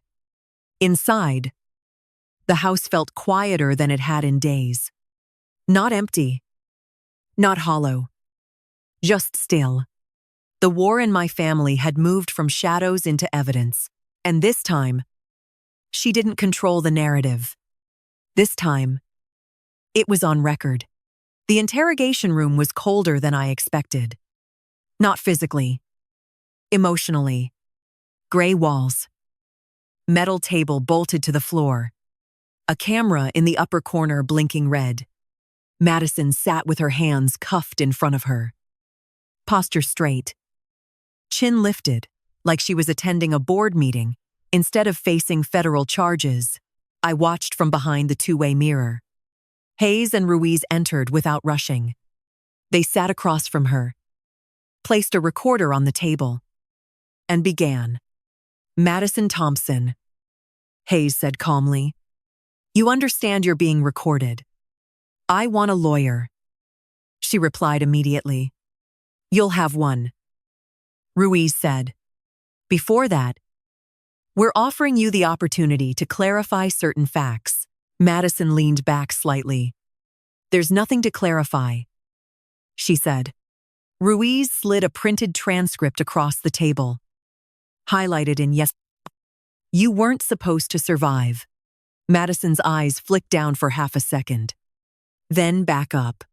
You recorded me, she said, almost impressed. Yes, Hayes replied. She inhaled slowly. Context matters, she said. Then give us context, Ruiz replied. Madison glanced toward the mirror. For a split second, I thought she knew I was there. But she couldn't. Could she? You're twisting a private argument, Madison said. My sister has always been dramatic. Hayes didn't blink. You researched aconitine, he said. For 2 months. Silence. You logged into her attorney system from your apartment. Ruiz added. Twice. Madison's jaw tightened. You switched her prescription medication. Hayes continued. Your fingerprints are on the bottle. She exhaled sharply.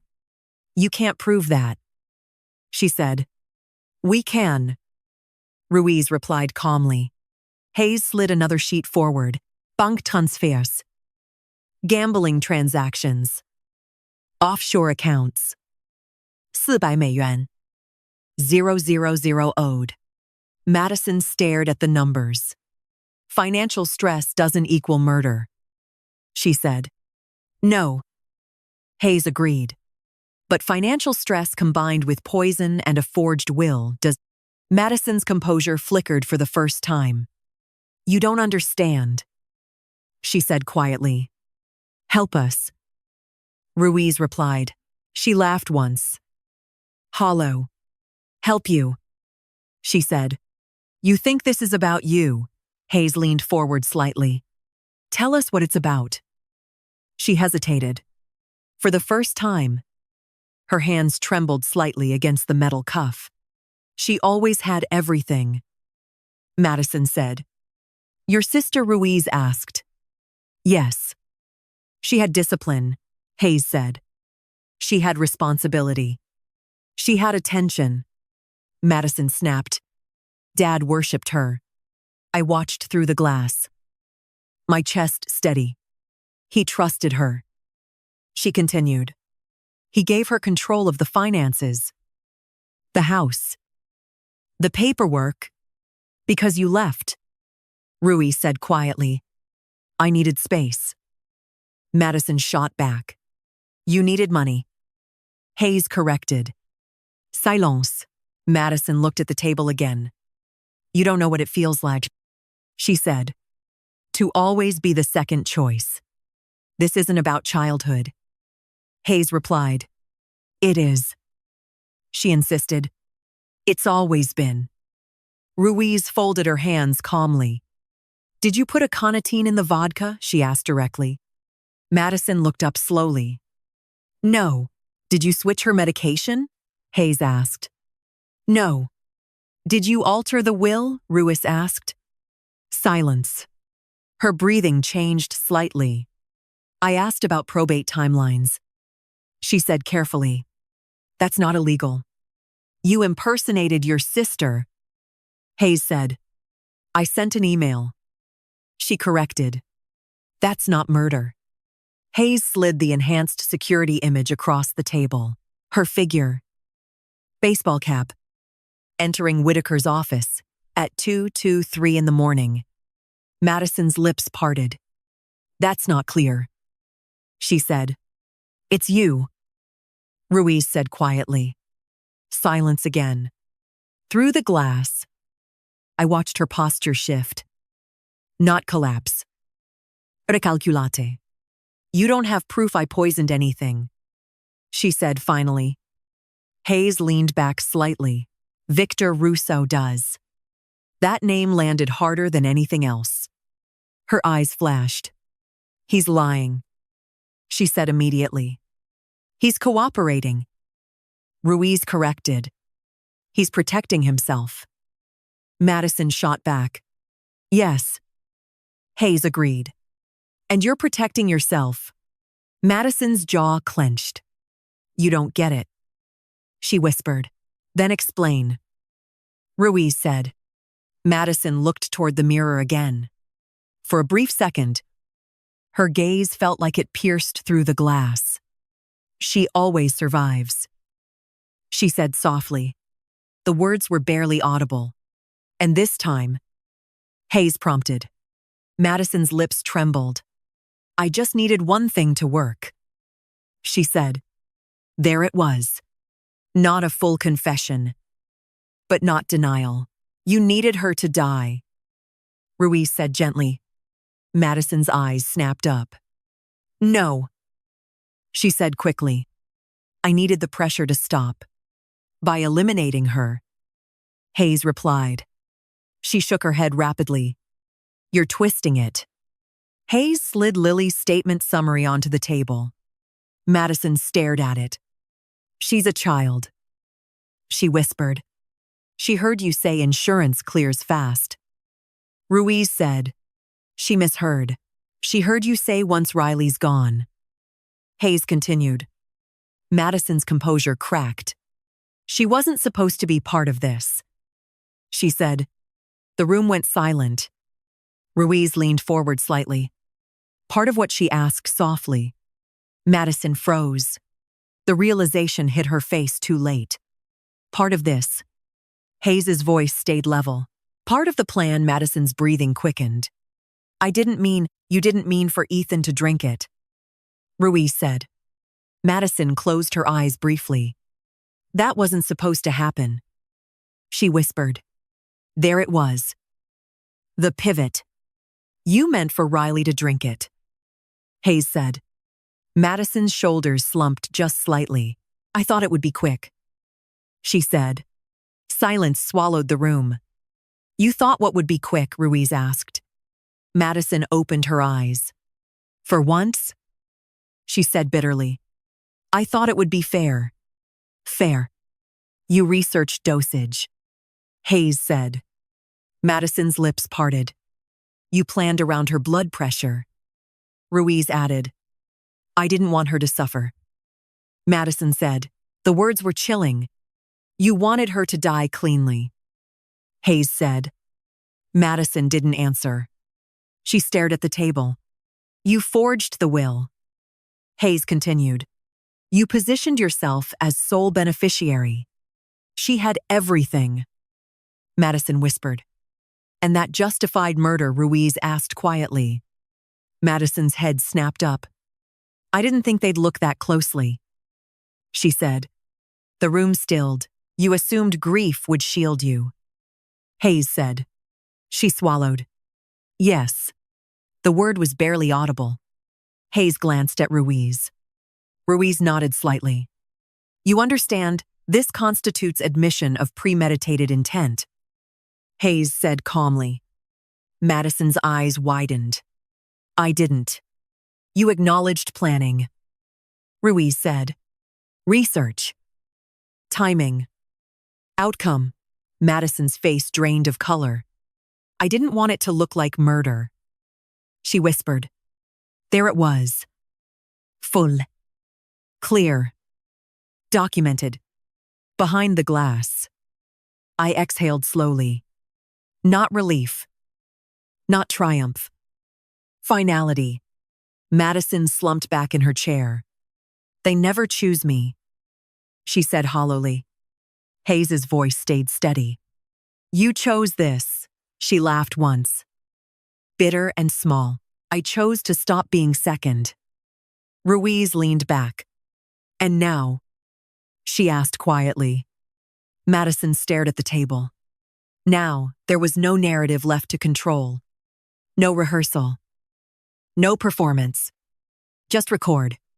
The door opened. An officer stepped in. Counsel has arrived, he said. Madison nodded slowly. As she stood, she looked toward the mirror again. This time, I stepped back. I didn't need her to see me. She was led out of the room without another word. Hayes and Ruiz exited moments later. Hayes entered the observation room where I stood. You heard it, he said. Yes. She acknowledged planning. Attends. And concealment. Ruiz added. Yes. Are you all right? Hayes asked. I thought about the kitchen floor. About Lily's small voice in the cafe. About the SUV outside my house. Yes, I said finally. They nodded. This moves forward to federal prosecution, Hayes said. It should, I replied. As I walked out of the building into the cold night air. Snow had stopped. The sky was clear. Sharp. For the first time since the funeral. The noise inside my head quieted. Not because the betrayal hurt less, but because it was no longer hidden. Madison had always believed she could rewrite the narrative. That if she controlled timing and emotion, she controlled outcome. Tonight, the outcome was recorded, not whispered, not implied. Recorded. And this time, survival wasn't luck. It was documented truth. The courtroom felt smaller than the interrogation room. Wood-paneled walls. The faint scent of old paper and polished benches. A federal seal mounted behind the judge's chair. Everything orderly. Structured. Final. Madison sat at the defense table in a navy blazer that looked too formal for someone facing first-degree attempted murder charges. Her wrists were uncuffed now. Her posture was straight. Composed. I sat behind the prosecution team. Hands folded in my lap. Listening to the quiet murmur of spectators settling into place. Ethan was beside me. He still moved carefully. Slower than usual. But he insisted on being there. I'm fine. He'd said that morning. I'm not missing this. The judge entered. Everyone stood. Proceedings began without theatrics. Charges were read formally. Attempted murder in the first degree. Inheritance fraud. Identity theft. Criminal conspiracy tied to organized gambling operations. Madison didn't look at me when the charges were spoken. Her attorney rose. We enter a plea of not guilty at this time. He said calmly. Of course. Plea bargains were leverage. Truth was strategy. The prosecutor stood next. We intend to demonstrate premeditation over a 2-month period, she said. We will present evidence of poison acquisition, prescription tampering, forged legal documents, and recorded admissions. Recorded admissions. Madison's fingers tightened briefly on the edge of the table. The judge scheduled trial dates, pre-trial motions, evidence hearings. The machinery of justice moved steadily. Un emocional. After the session adjourned, Madison was escorted toward the holding area. She glanced up once. Our eyes met. There was no apology in her expression. No regret.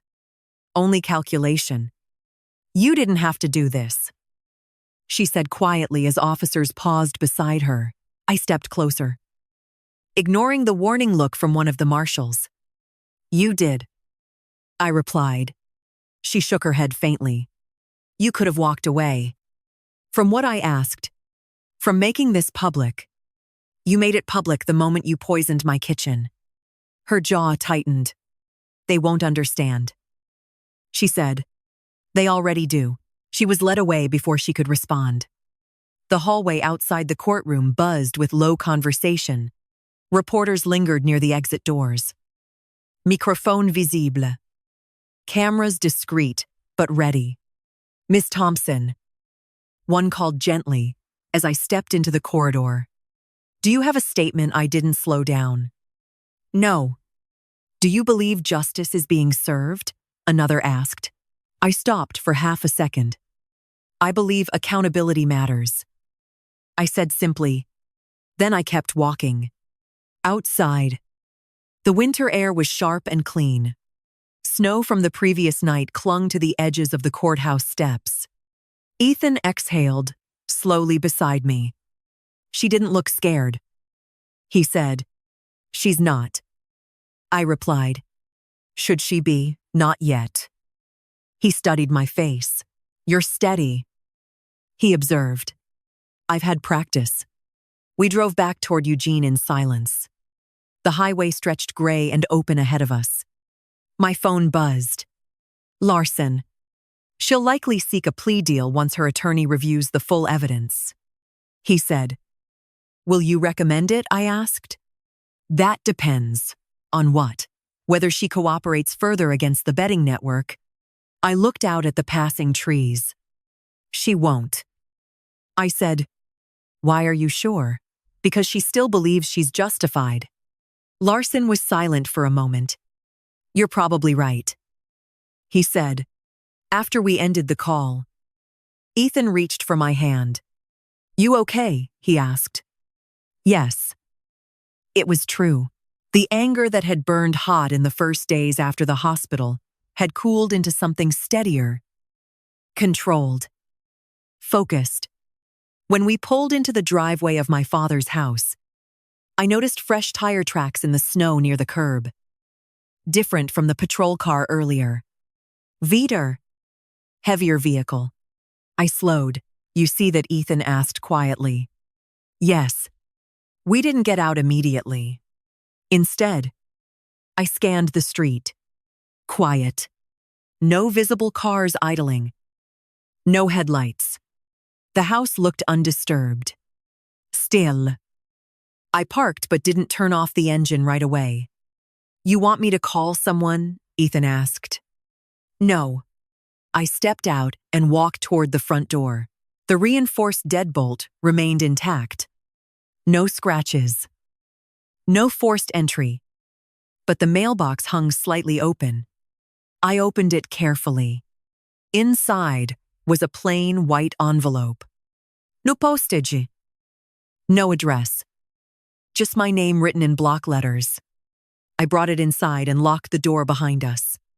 Ethan watched from the kitchen as I opened it. Inside was a single photograph. Me standing outside the federal building earlier that day. Taken from across the street. Close enough to see my face clearly. On the back, one sentence. You're still collateral. The paper felt cold in my hand. Ethan stepped closer. Is that from them? He asked. Yes. Madison's in custody, he said. This isn't Madison, I replied. He understood immediately. Victor's network. Pressure. Retaliation. I picked up my phone and dialed Hayes. Something's escalating. I said when he answered. I described the photograph. Do not leave the house. He said immediately. We're sending a unit. They're trying to intimidate me. I said, yes. He replied, which means the prosecution is hitting the right nerve. I hung up and placed the photo on the table. Ethan stared at it. They won't stop. Will they? He asked. They will. I said calmly. When it becomes too expensive not to. He studied my face again. You're not afraid. He said. I am. I replied honestly. He blinked. But fear doesn't decide. I added. Snow began falling again outside the window. Soft. Quiet. I walked into the study and placed the photograph beside the forged will. 2 attempts to control outcome. 2 failures. My father's framed photo sat on the desk. His eyes steady, even in still image. If either of you ever try to destroy the other over money, you've already lost. His words echoed. Madison had lost long before the courtroom. Before the vodka. Before the forged email. She had lost when fairness became entitlement. When entitlement became justification. A knock sounded at the door. Federal agents. They photographed the envelope. Collected fingerprints. Installed temporary surveillance across the street. Will increase patrol frequency. Hayes said quietly, this is intimidation, not execution. He added, they're testing reaction. They won't get panic. I replied. He nodded. That's good. He said, because they expect it. After they left, the house felt heavy again. Not with fear, with awareness. I sat at the kitchen table where Ethan had collapsed weeks earlier. The tile still looked new where it had been replaced. I ran my fingers along the grout line. This is bigger than family, Ethan said quietly. Yes.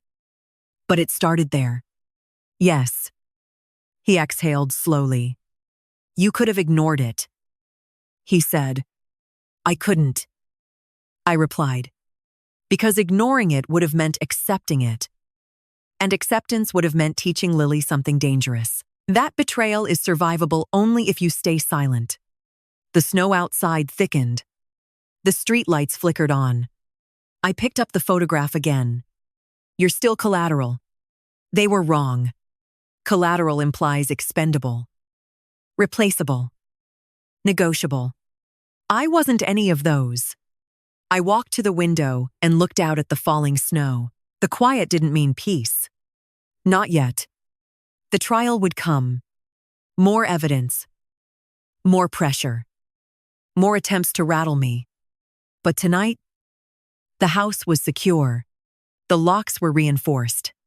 The truth was documented. Madison's confession recorded. The network exposed. The intimidation acknowledged. They thought survival was accidental. It wasn't. It was choice. And as I turned off the lights one by one, I understood something clearly. The battlefield had shifted. It wasn't just about proving Madison guilty anymore. It was about dismantling everything that believed my life was a negotiable asset. And I had no intention of walking away. The first morning of trial felt colder than the day of my father's funeral. Not because of the weather. Because there was no illusion left. Snow had hardened into thin sheets of ice along the courthouse steps. Reporters lined the sidewalk this time. Not subtle anymore. Camera lenses followed every movement as Ethan and I stepped out of the car. Ms. Thompson, do you believe your sister intended to kill you? Someone called. I didn't answer. Inside the federal courtroom buzzed with low conversation. Jurors filed in one by one. Eyes careful. Expressions neutral. Madison entered last. No cuffs. No visible panic. She wore a gray suit today. Hair pulled back tightly. Controlled. Strategic. She didn't look at me. The judge took the bench. The prosecutor stood first for opening statements. This is not a case of impulsive violence. She began. This is a calculated plan, executed over 2 months. The defendant researched lethal plant toxins. She altered legal documents to secure inheritance. She tampered with medication. She attempted to stage a death to appear natural. The words were steady, measured. The jury watched. She believed grief would shield her. The prosecutor continued. She believed family would cloud suspicion. She was wrong. Madison's attorney rose next. This is a tragedy, fueled by misunderstanding, he said calmly. Financial stress does not equal murder. Research does not equal action. We ask you to consider reasonable doubt. Reasonable doubt. I had lived in doubt for weeks. Now it had a courtroom. The prosecution called its first witness, Dr. Karen Holloway. She walked to the stand with quiet composure. Dr. Holloway. The prosecutor began. Did you examine the defendant's sister's prescription medication? Yes. She replied. What did you find?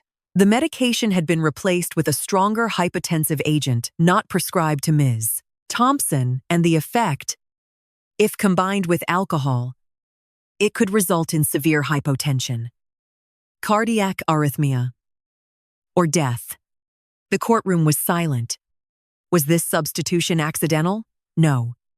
Madison's attorney stood. Doctor. Is it possible a pharmacy error occurred? Doctor. Holloway held steady. No.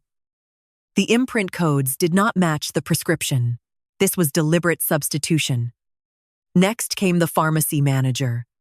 Surveillance footage played on a monitor. Madison visible near the prescription counter. Lingering. Waiting. Her attorney objected. Being present is not tampering. He argued. The judge allowed the footage. The jury watched carefully. I watched Madison's face. Still controlled. Still steady. Victor Russo was called next. He walked into the courtroom in a dark suit that didn't hide the sharpness in his eyes. He took the oath without hesitation. State your relationship to the defendant. The prosecutor asked. I facilitated sports betting transactions. He replied. Did the defendant owe money to your organization? Yes. How much? Approximately $400. Ling ling ling. Murmurs rippled through the gallery. Did she discuss her sister's inheritance? Yes. Did she pledge a life insurance payout as collateral? Yes. Madison's attorney rose sharply. This witness is a criminal seeking leniency. Victor didn't look rattled. I am cooperating, he said calmly. Did she describe a plan? The prosecutor asked. Yes. What did it involve? Poisoning vodka. Swapping medication. Altering legal documents to ensure asset transfer. The courtroom held its breath. Did she express intent for her sister to die? The prosecutor asked. Victor didn't hesitate. Yes. Madison's attorney stepped forward. You expect this jury to believe you over a grieving sister, he said sharply. Victor metis gaze. I expect them to believe evidence. The prosecutor then played the audio recording from my father's study. Madison's voice filled the room. You weren't supposed to survive. The words landed like a hammer. I kept my eyes forward. Madison's face remained composed, but her fingers curled tightly around the edge of the table.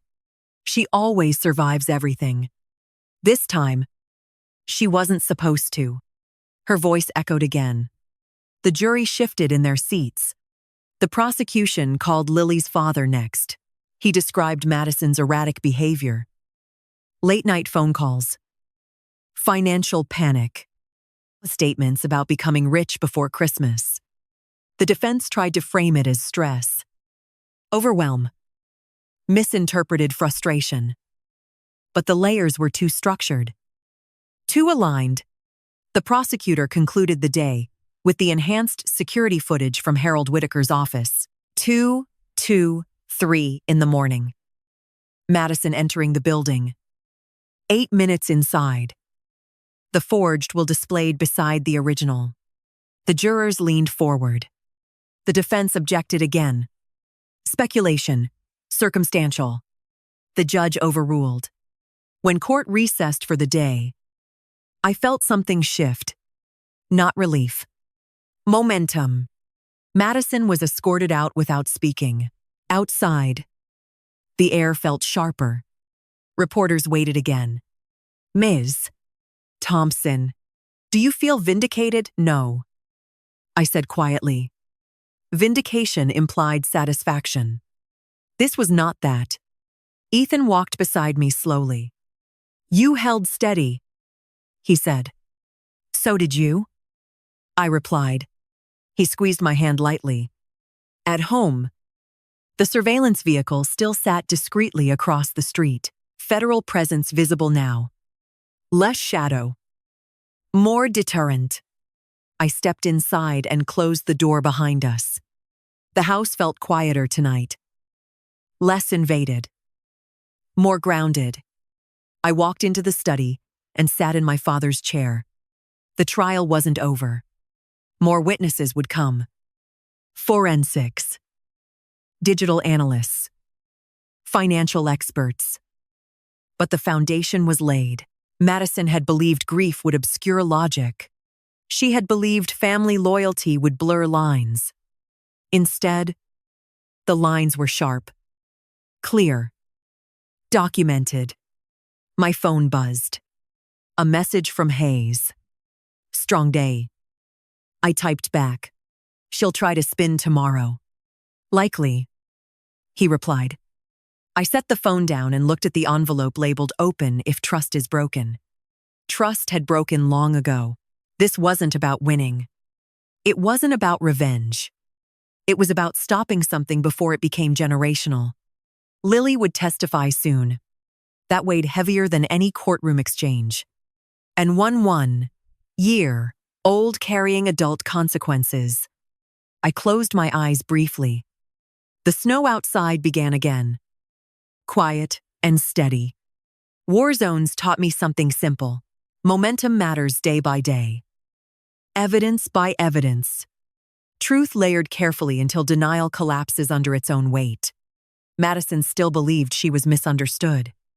But misunderstanding doesn't research poison. Misunderstanding doesn't forge signatures at 2:23 in the morning. Misunderstanding doesn't pledge a sister's death as collateral. Tomorrow, more pieces would fall into place. Tonight, the house remained secure. The trial had begun.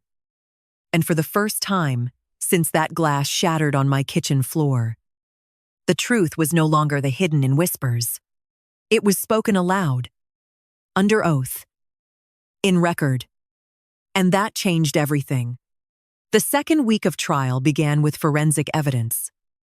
Cold, precisi, un emocional. A toxicologist took the stand first.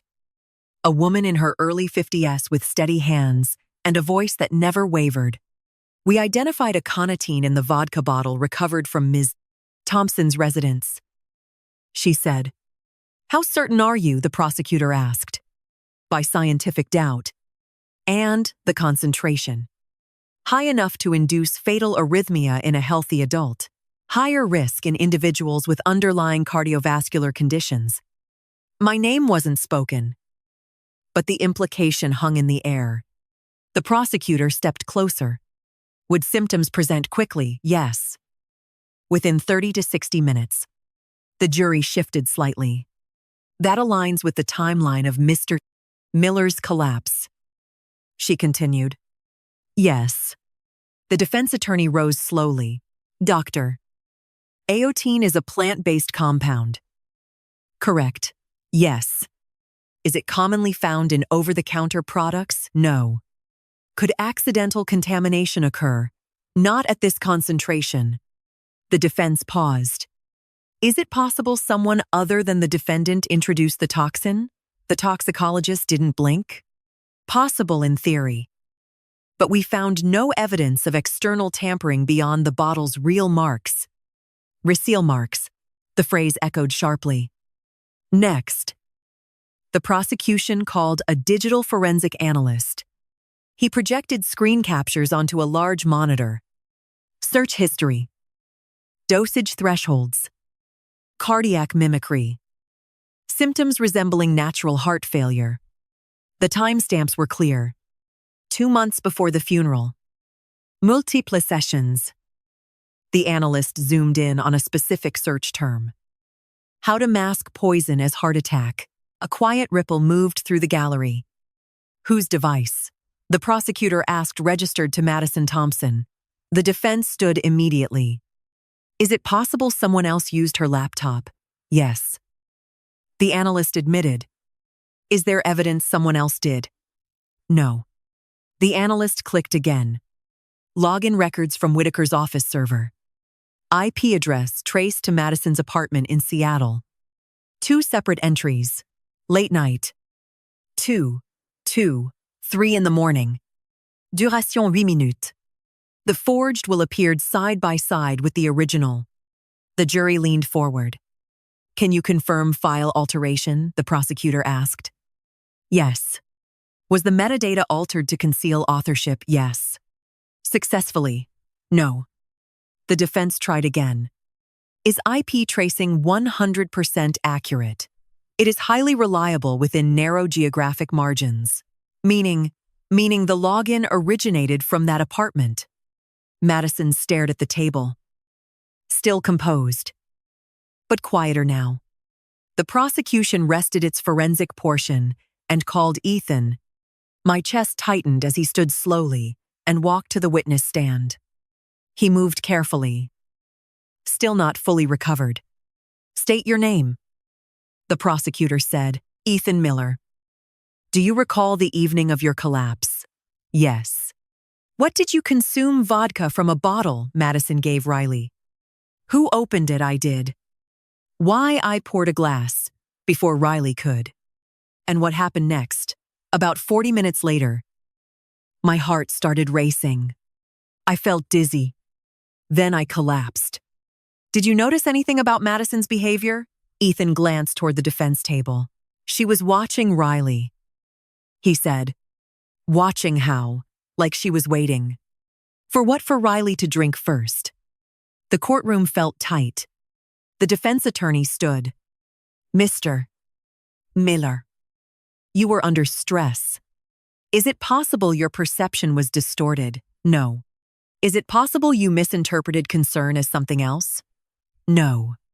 Do you dislike the defendant? Ethan didn't hesitate. I don't dislike her. He said, but she tried to kill the woman I love. Silence. The defense shifted tone. Is it true you and Riley discussed inheritance concerns before the funeral? Yes. Did you stand to benefit financially from her father's estate? Yes. The implication hung, but not from her death. Ethan added calmly. The defense fell quiet. After Ethan stepped down, the prosecution called Dr. Holloway again to clarify the medication swap. Photographs of the pill bottles were displayed. Imprint codes enlarged. Original prescription versus substituted drug. Would combining this substituted medication with alcohol increase risk? The prosecutor asked. Yes. Dr. Holloway replied. Dramatically. And the defendant was aware of Miss Thompson's condition. Yes. The defense objected to speculation. Sustained. But the jury had heard enough. Mid-afternoon. The prosecution played the audio recording again. Madison's voice. I thought it would be quick. I didn't want her to suffer. You weren't supposed to survive. Her words filled the courtroom heavier now after the forensic foundation. The defense approached the bench. Whispered exchange. Then cross-examination began. Ms. Thompson was emotionally overwhelmed. The defense argued to the jury. These statements reflect frustration. Not intent, They replayed a smaller segment of the recording. You always survive everything. They tried to frame it as sibling rivalry, resentment, emotional venting. But then the prosecutor replayed the full admission. I didn't think they'd look that closely. The room fell silent again. When court recessed, I remained seated for a moment. The weight of the day pressed in. Ethan touched my shoulder lightly. You okay? He asked. Yes. It wasn't numbness. It was clarity. Outside the courthouse, reporters pushed closer. M. Thompson. Do you believe the evidence is overwhelming? I didn't answer. I walked past them without stopping. In the car, Ethan exhaled slowly. She can't talk her way out of this, he said. No, I replied. But I knew something else. Madison still believed she was justified. That belief made her unpredictable. Back home, I checked the perimeter automatically. The federal surveillance vehicle remained in position. No new tire tracks in the snow. No envelopes in the mailbox. Inside, the house felt steady. I sat in the study and opened my father's notebook. He had once written something in the margin of a page about finances. Money reveals character faster than crisis. He'd underlined reveals. The trial was revealing more than evidence. It was exposing entitlement, jealousy, calculation. I closed the notebook and leaned back in the chair. Tomorrow, Lily would testify. The thought tightened something in my chest. And 1 year, old shouldn't have to define truth in a federal courtroom. But truth doesn't wait for age. My phone buzzed. A message from Hayes. Defense strategy shifting toward diminished responsibility. I typed back. She knew exactly what she was doing. He replied, That's what we're proving. I set the phone down. Snow continued falling outside. Steady and quiet. Layer upon layer. Like the evidence. Layer upon layer. The first week of trial had built structure. The second week was sealing it. Madison had believed in timing. Believed that grief would blur scrutiny. Believed that family loyalty would override logic, but evidence doesn't grieve. It doesn't hesitate. It doesn't forget. As I turned off the lights and prepared for bed, I understood something clearly. The trial wasn't just about proving poison. It was about dismantling the narrative she built around fairness. Fairness doesn't involve a canotine. Fairness doesn't involve forged wills. Fairness doesn't involve rehearsed cover stories whispered to a child. Tomorrow would be harder because tomorrow wouldn't involve lab reports. It would involve Lily. And children don't rehearse as well as adults. They tell the truth. Even when it hurts. Lily wore a pale blue sweater, 2 sizes too big for her. Her feet barely touched the floor when she sat in the witness chair. The judge had allowed her to testify from a smaller side room connected by closed-circuit video to reduce stress. A child advocate sat beside her, hands folded calmly in her lap. On the monitor in the courtroom, Lily's face appeared magnified and fragile at the same time. Madison stared at the screen without blinking. The prosecutor's voice softened. Lily, can you tell us how old you are, 11? She replied quietly. And do you understand the difference between telling the truth and telling a lie? Yes. What happens when someone lies? They get in trouble. She said simply. The prosecutor nodded gently. Did you ever hear your mom talk about your aunt? Riley. Lily's fingers twisted the hem of her sweater. Yes. What did she say? Silence stretched for a second. She said insurance clears fast. Lily said. The courtroom went still. Did she say anything else? The prosecutor asked. She said once Aunt Riley's gone. Probate clears faster. The word probate sounded strange coming from an 1-year-old. Did she say that more than once? The prosecutor asked. Yes. Who was she talking to? A man named Vic. Madison's attorney rose. Objection, hearsay. The judge considered briefly. Overruled for the purpose of establishing state of mind. The prosecutor continued. Did your mom ever talk about the vodka? Lily swallowed. She said it would work. What would work? The plan. The air felt tight in my lungs. What plan? The prosecutor asked gently. Lily hesitated. She said, if Aunt Riley died, everything would belong to us. She whispered. Madison's attorney stood again. Objection. The judge allowed the answer. Did your mom tell you to say anything if someone asked about the vodka? The prosecutor asked. Yes. What did she tell you? She said to say. I didn't see anything. The room was silent except for the faint hum of the ventilation system. Did you see anything? The prosecutor asked. Yes. What did you see? I saw her holding the bottle in the kitchen before she gave it to Aunt Riley. Madison's jaw tightened. Did she open it? The prosecutor asked. I don't know. Lily replied. But she had it out of the bag. The prosecutor nodded. Did your mom ever talk about Aunt Riley's medicine? Lily nodded slowly. She said alcohol would make it worse. The prosecutor paused. Did she say what would happen? She said it would look natural. The words landed harder than anything else that morning.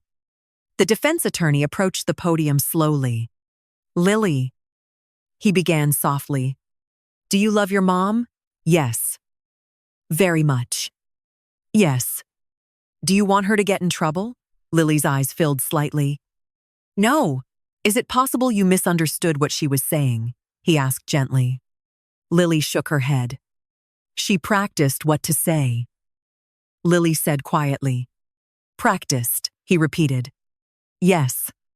She said if police asked, I should say, we didn't see Aunt Riley much. The defense paused. You've been talking to Aunt Riley a lot lately. Haven't you? He asked carefully. Yes. And she's upset with your mom. Yes. Could it be that you're trying to protect your Aunt Lily's small hands clenched? I'm telling the truth, she said. The defense softened his tone. Do you remember the exact words your mom used? Yes. What were they? Lily took a breath. She said, she always survives everything. This time she won't. The courtroom felt like it exhaled all at once. The defense attorney stepped back. No further questions. On the monitor. Lily looked smaller somehow. The prosecutor thanked her gently. The screen went dark. Madison didn't move. Her face remained expressionless. But her eyes were different now. Not disbelief. Exposure. After Lily's testimony, the prosecution called a forensic accountant. Charts filled the screen. Gambling transactions. Interest accumulation. Payment deadlines. Was there urgency? The prosecutor asked. Yes. The accountant replied. Significant financial pressure. Did that pressure increase in the month before the funeral? Yes. The defense tried to frame it as desperation. Emotional strain. But desperation, paired with poison, becomes intent. When court recessed, I remained seated for a moment longer than usual. Ethan squeezed my hand. She was brave. He said quietly.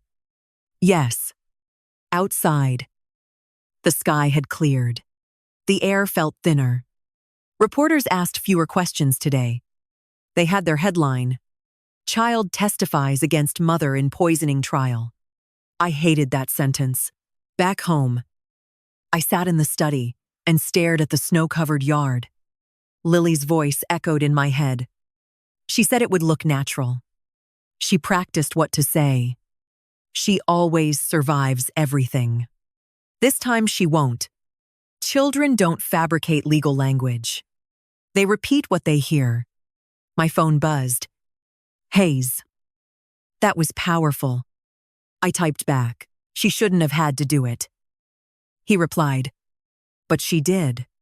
I set the phone down. The house felt heavier tonight. Not from fear. From consequence. Madison had involved her child in rehearsed deception. That fact hurt more than the poison. I walked into the kitchen and ran my fingers along the counter. The tile had been replaced where Ethan collapsed. A visible seam in the flooring. Scars remain even after repair. Later that evening, I received a notification. The defense was filing a motion to suppress Lily's testimony, claiming coaching. Manipulation. Predictable. I wasn't surprised. Madison would attempt to protect herself, even if it meant discrediting her own daughter. Snow began falling again. Quiet and steady, layer upon layer, like truth layer upon layer. Tomorrow, the prosecution would play the full recording again. Frame it beside the forensic data. Seal it tight. Madison had believed children were liabilities. Instead, Lily became clarity. As I turned off the lights and headed upstairs, I paused at the hallway photo of Madison and me as kids. We were standing in snow, arms linked, smiling. No resentment visible. No entitlement. Just two sisters surviving loss together. I touched the edge of the frame lightly. Somewhere along the way, survival became competition. Competition became resentment. Resentment became calculation. Calculation became poison. And now it was evidence. Lily had told the truth. Not because she wanted to hurt her mother, but because she understood something instinctively. Truth stops damage. Silence lets it grow. As I lay in bed that night, the quiet outside felt different. Less tense. More settled. The trial was nearing its final turn. The layers were complete. Madison could deny. She could rationalize. She could claim misunderstanding. But she couldn't erase the recording.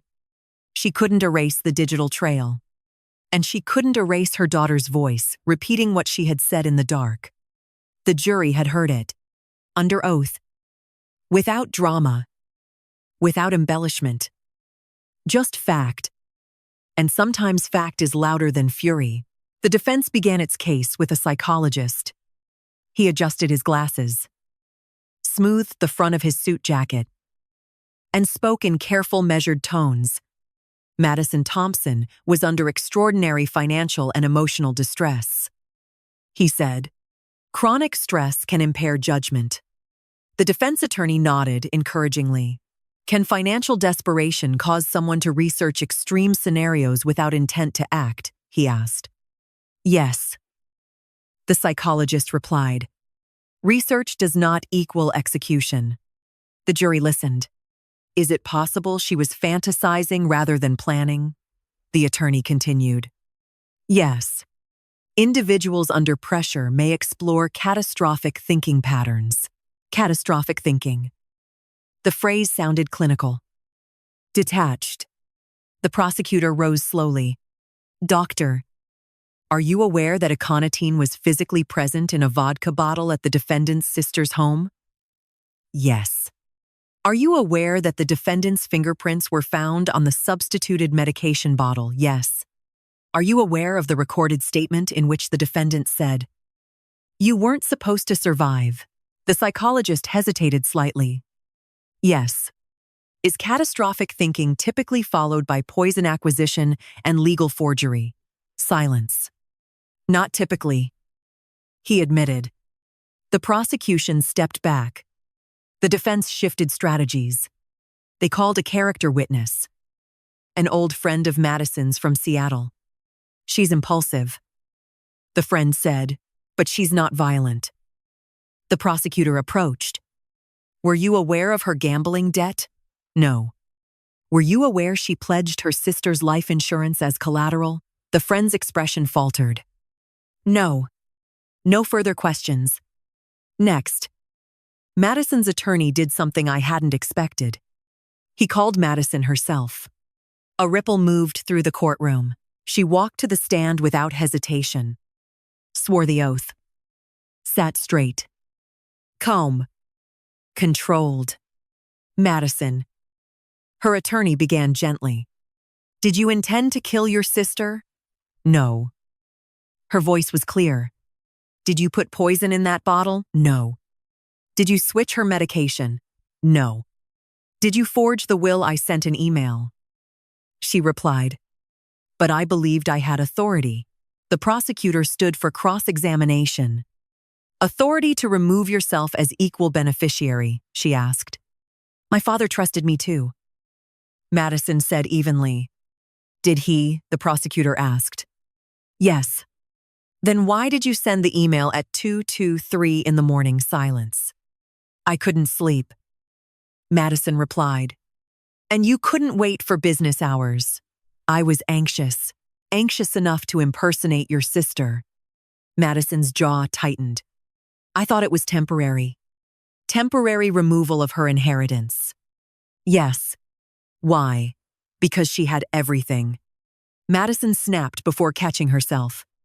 The courtroom stilled. Everything. The prosecutor repeated. Yes. She had responsibility, the prosecutor said.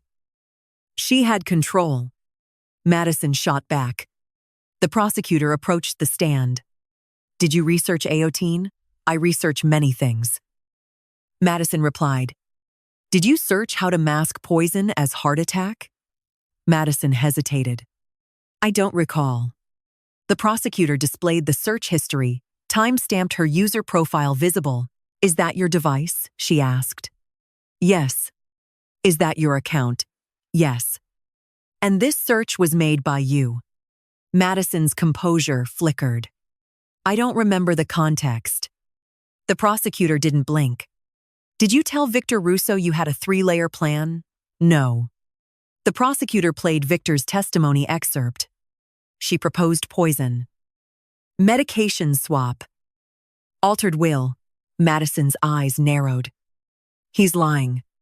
The prosecutor pressed further. Did you tell your daughter insurance clears fast? I was discussing paperwork. Did you say once Riley's gone, I meant emotionally gone? Madison said quickly. A faint sound rippled through the gallery. Emotionally gone. The prosecutor repeated. Yes. You also said she always survives everything. This time she won't. What did you mean by that? Madison's hands clenched. I was angry. Angry enough to stage a death. No. Angry enough to pledge her life insurance as collateral. Silence. I didn't think she'd actually die. Madison said quietly. The words hung in the air. You didn't think she'd actually die, the prosecutor repeated. I thought it would scare her. Madison said. With poison? The prosecutor asked. I didn't know the dosage would be that strong. You researched dosage thresholds, the prosecutor replied. Madison's voice rose slightly. I was under pressure from gambling debts, the prosecutor asked. Yes. 400 美元. Nulla yes. And you believed your sister's death would resolve that pressure. Silence. I believed the insurance would, Madison said finally. The courtroom went silent. The prosecutor stepped back. No further questions. Madison remained on the stand for a moment longer before stepping down. Her attorney tried to regain ground and redirect. Did you love your sister? He asked. Yes. Madison said immediately. Did you want her dead? No. But you admit you believed the insurance payout would resolve your debt, he asked carefully. Yes. And you admit you altered the will to secure that payout? Yes. And you admit you researched poison? Yes. The defense faltered. The redirect didn't recover what had already been exposed. When Madison stepped back to the defense table, she finally glanced at me. Not with disbelief this time. With something closer to resentment. As if this outcome was my fault. Court adjourned early that afternoon. Closing arguments were scheduled for the following day. Outside. The snow had stopped. The sky looked almost clear. Ethan walked beside me slowly. She tried to soften it. He said quietly, She tried to reshape it. I replied, but truth resists reshaping once it's recorded. At home, I stood in the kitchen for a long time. The counter looked ordinary again. No evidence bags. No technicians. Just wood grain and quiet air. I thought about Madison's words. I didn't think she'd actually die. As if death were a variable. As if poison were a negotiation tool. My phone buzzed. Hayes. She admitted knowledge and intent indirectly. Jury saw it. I typed back. She still believes she's justified. He responded. That's not a defense. I set the phone down and walked into the study. The original will remain on the desk. Untouched. Unaltered. My father's signature steady across the bottom. I ran my fingers lightly over the ink. He had trusted both of us once. That was the part that hurt most from. Not the money. Not the property. The trust. As night settled in, I sat by the window watching snow melt slowly under the streetlights. Tomorrow would bring closing arguments. Summaries. Final framing. But the core had already been exposed. Madison had admitted altering the will. Admitted believing insurance would resolve her debt. Admitted researching poison. She hadn't cried. She hadn't apologized. She had rationalized. And rationalization is thinner than denial. Because once you justify, you admit. As I turned off the lights and headed upstairs, I understood something clearly. The jury didn't need drama. They didn't need revenge. They needed alignment. And the alignment was complete. Poison. Medication swap. Forged will. Insurance pledge. Recorded admission. Child testimony. Layered. Structured. Intentionnel. Tomorrow would not be about proving what happened. It would be about deciding consequence. And for the first time since the funeral, I felt something close to stillness. Not peace. Not yet. But inevitability. The courtroom felt heavier on the day of closing arguments. Not louder. Heavier. The evidence had been laid out piece by piece over 2 weeks. And now everything narrowed to interpretation. Madison sat perfectly still at the defense table. Gray suit again. Hair pulled back. Hands folded. Composed. The prosecutor rose first. She didn't raise her voice. She didn't pace dramatically. She simply walked to the center of the courtroom and looked at the jury. This case is about premeditation. She began. Not impulse. Not misunderstanding. Not emotional exaggeration. She paused. For 2 months. The defendant researched lethal poison. She studied cardiac mimicry. She learned how to stage a death to look natural. A screen behind her displayed the search history. How to mask poison as heart attack dosage threshold. Echinotine symptoms resemble arrhythmia. These are not the searches of someone venting frustration. She continued. These are the searches of someone preparing. She stepped aside, and another image appeared. The forged will beside the original. 10 days before her father's stroke. She accessed her attorney server at 2:23 in the morning. She impersonated her sister. She removed her as beneficiary. The prosecutor let that sink in. She created financial motive before she created medical opportunity. A faint murmur moved through the courtroom. She clicked the remote again. The vodka bottle. Reseal marks visible. Forensic toxicology confirmed a conotine in that bottle. Not accidental. Not environmental. Introduced. Then the medication photos appeared. Imprint codes. Swapped tablets. She replaced her sister's prescribed medication with a stronger hypotensive agent. She faced the jury directly. She layered her plan. Her voice remained steady. Poison in the vodka. Medication to amplify vulnerability. Forged will to secure inheritance. Insurance pledged as collateral to resolve a $400,000 gambling debt. The number hung in the air. She believed grief would protect her. She believed timing would shield her. She believed no one would look closely. The prosecutor turned toward Madison briefly. She miscalculated. Then she played the recording one final time. Madison's voice filled the courtroom. You weren't supposed to survive. I didn't want her to suffer. I didn't think they'd look that closely. The room felt airtight. Inten. The prosecutor said quietly. Knowledge. Planning. Admission. She stepped back. This is not a tragedy of misunderstanding.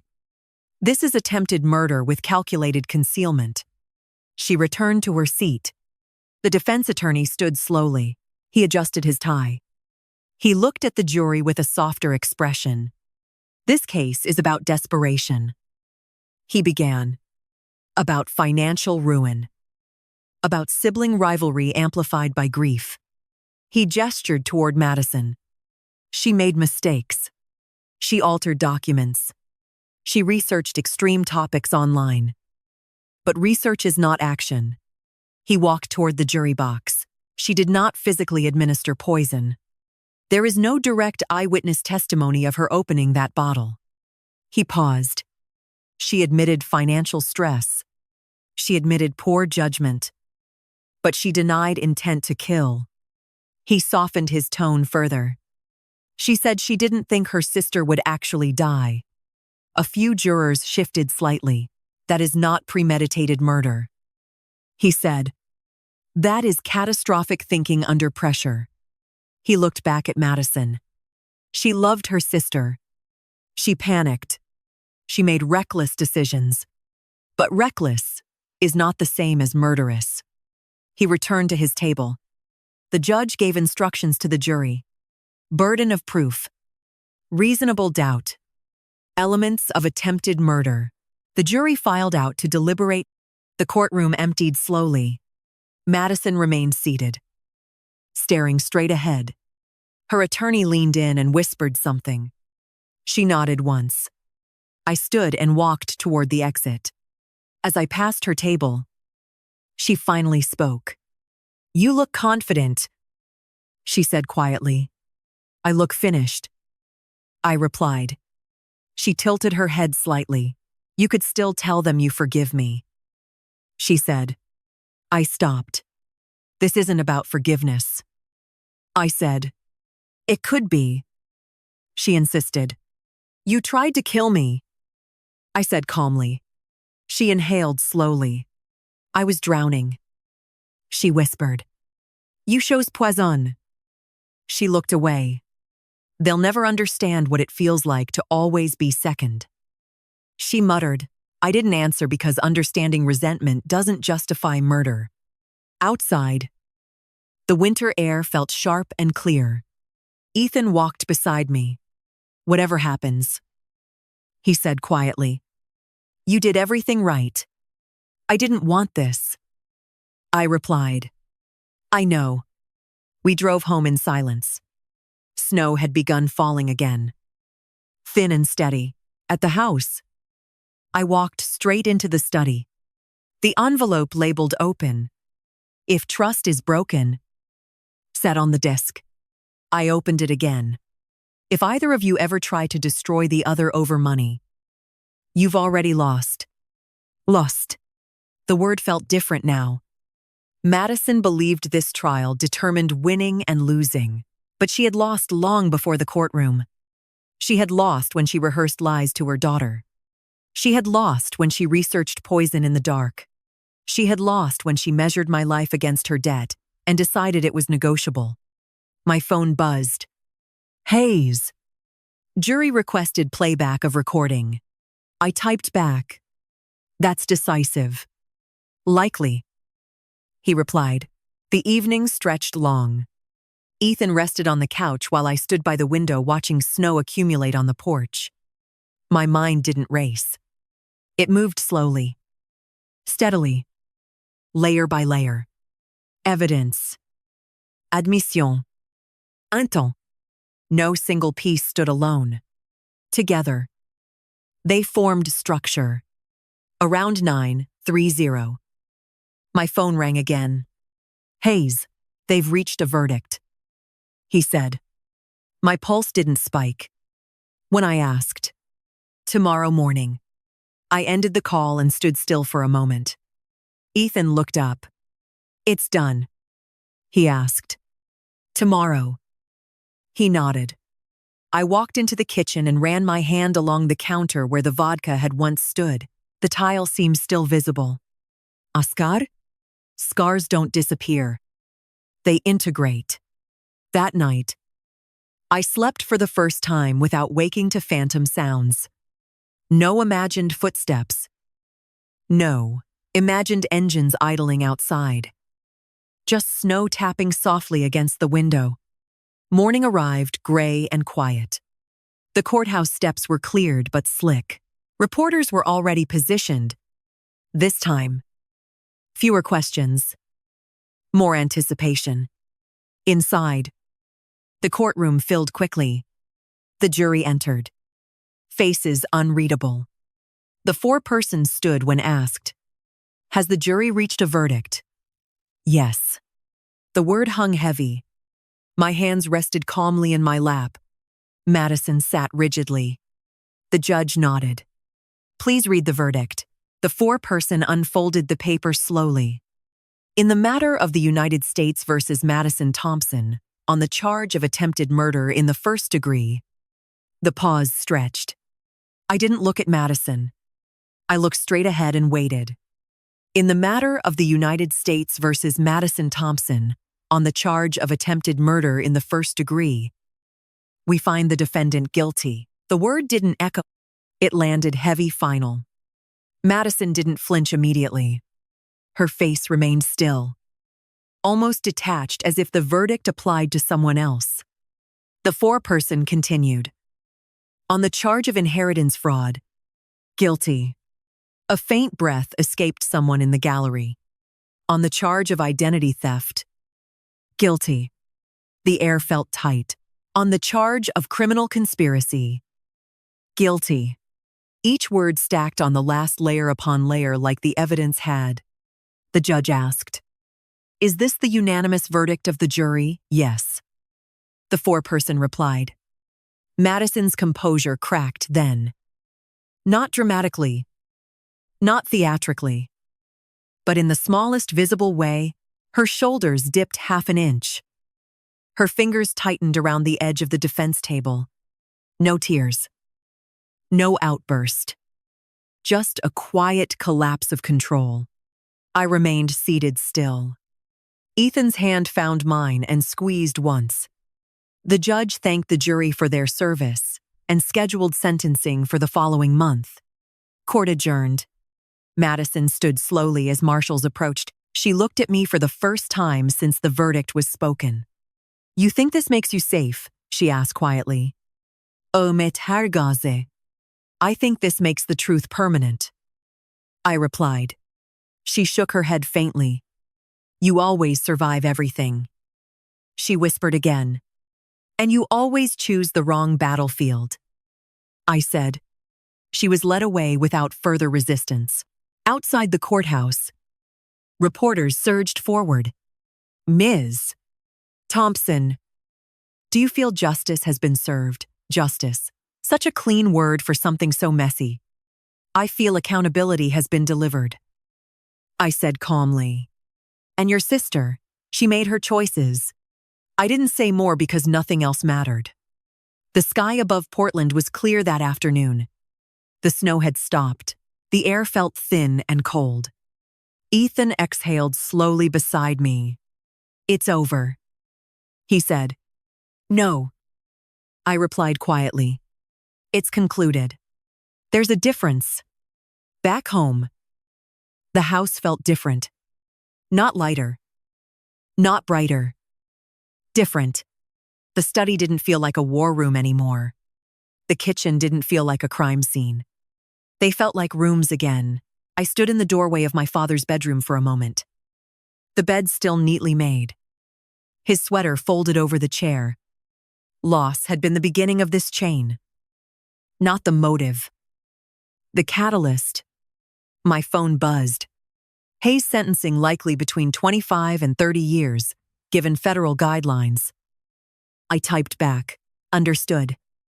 He added, she may address the court before sentencing. I set the phone down. I didn't know whether I wanted to hear that. The next weeks passed in a quiet rhythm. Physical therapy appointments for Ethan. Paperwork finalization with Whitaker. Insurance corrections. The forged will officially nullified. The original reinstated. The house legally secured. Federal agents continued investigating the betting network. Victor testified further in sealed proceedings. His cooperation earned him reduction.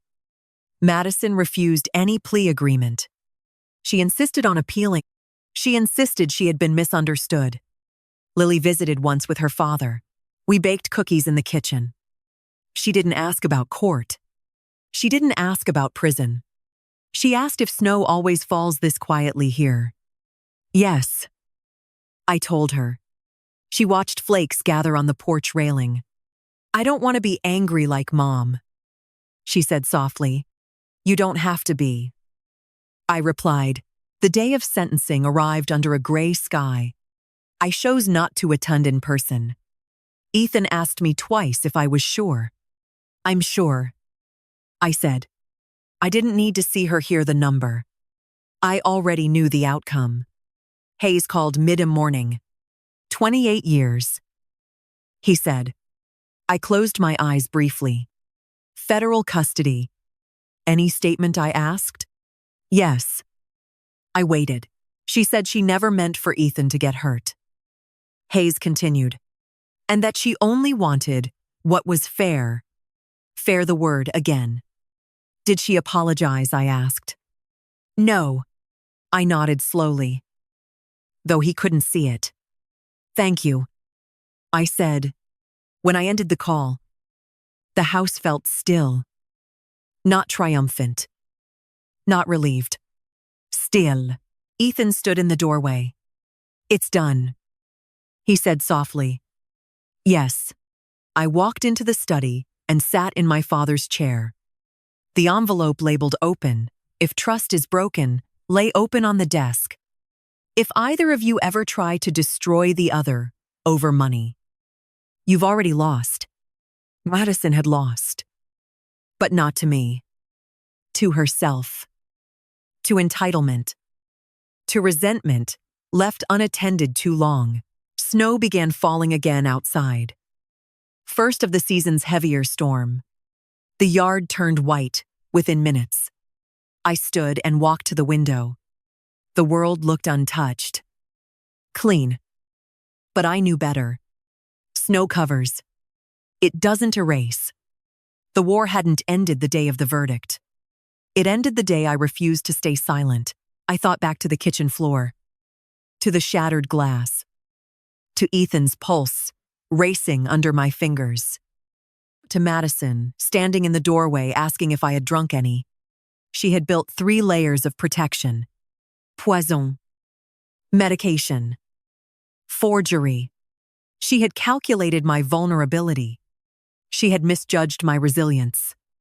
I turned away from the window and walked through the house slowly, room by room. Kitchen. Living room. Study. Bedroom. Each space carried memory. But none carried fear anymore.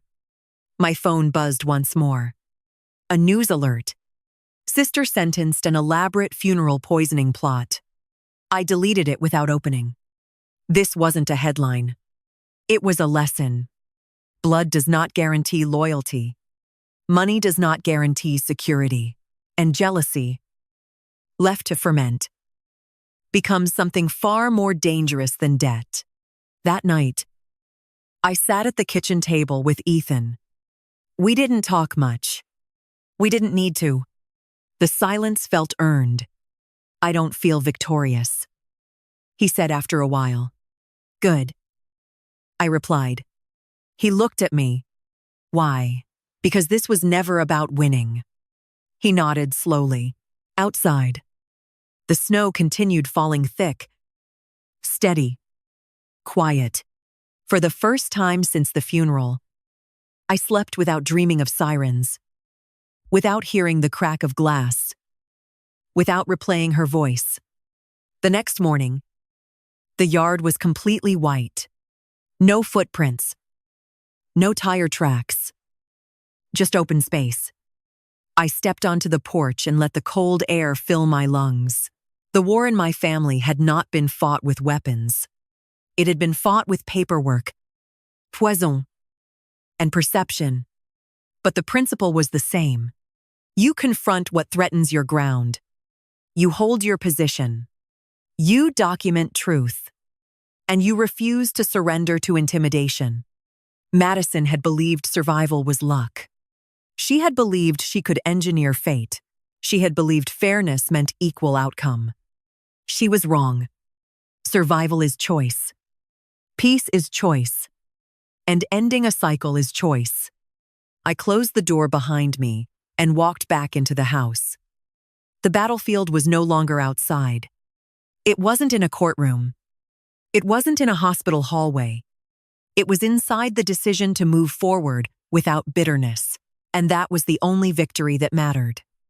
The snow didn't melt for 3 days. It stayed heavy on the roofline and along the fence, muting the world outside my father's house. Sentencing was over. The verdict was final. But closure is quieter than people think. It doesn't arrive with applause. It arrives in stillness. Ethan moved more easily now. His steps steadier across the kitchen tile that had once been slick with spilled vodka.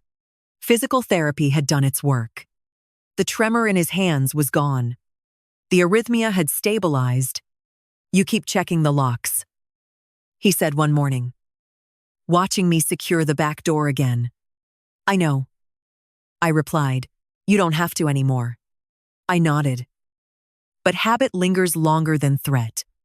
Federal agents had reduced their visible presence.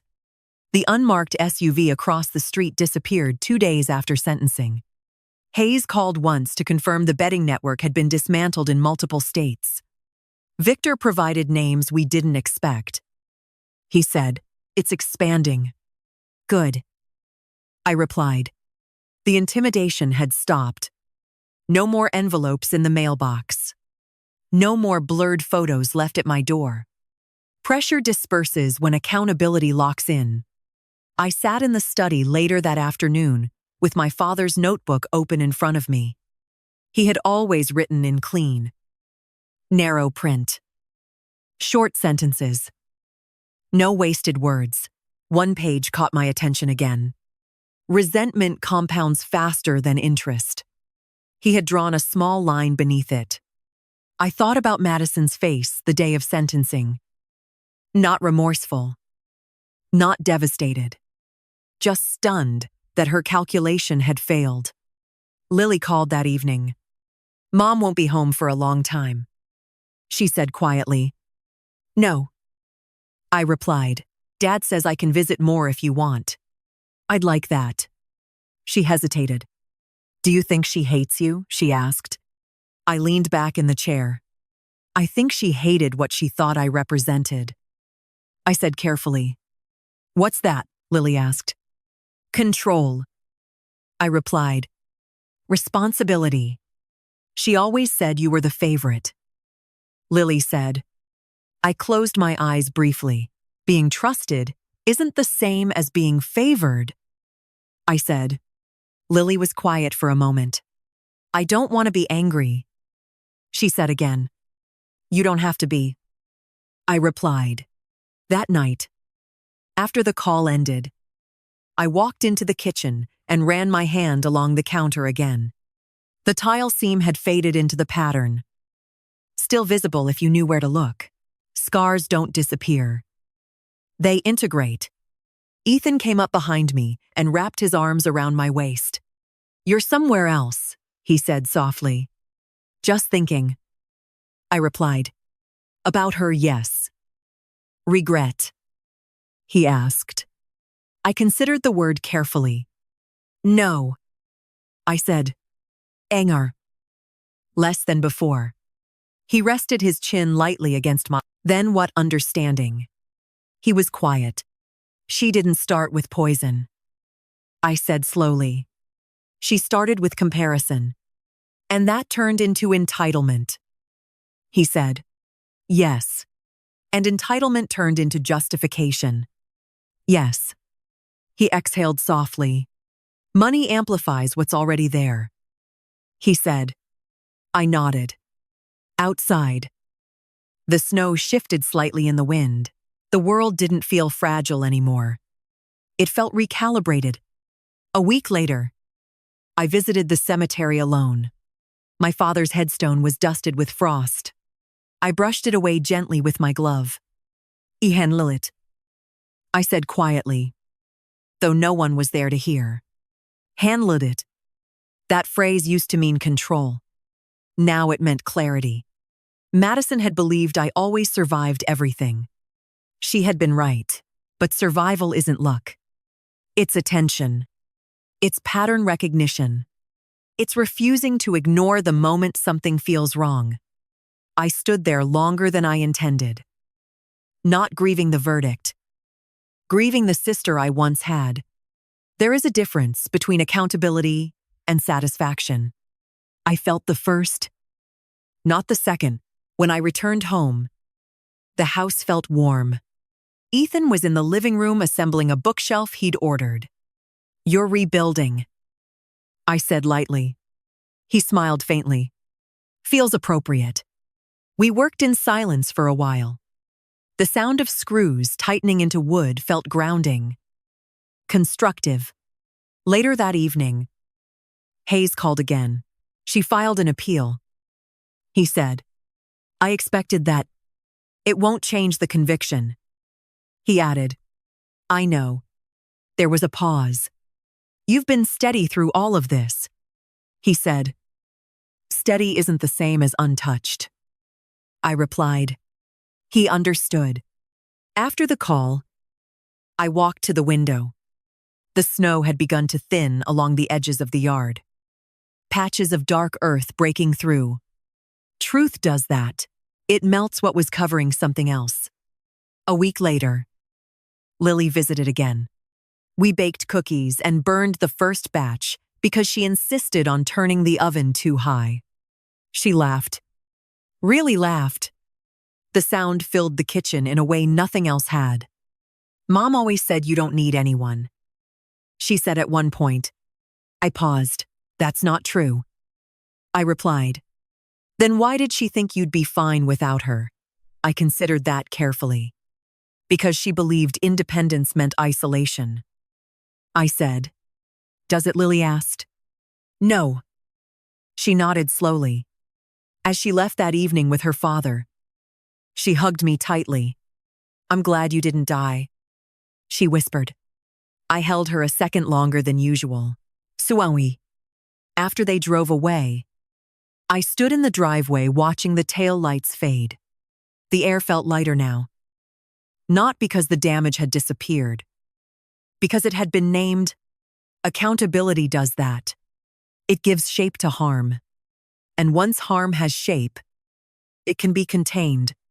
That night, Ethan and I sat by the fireplace. He looked at me thoughtfully. Do you miss her? He asked. I didn't answer immediately.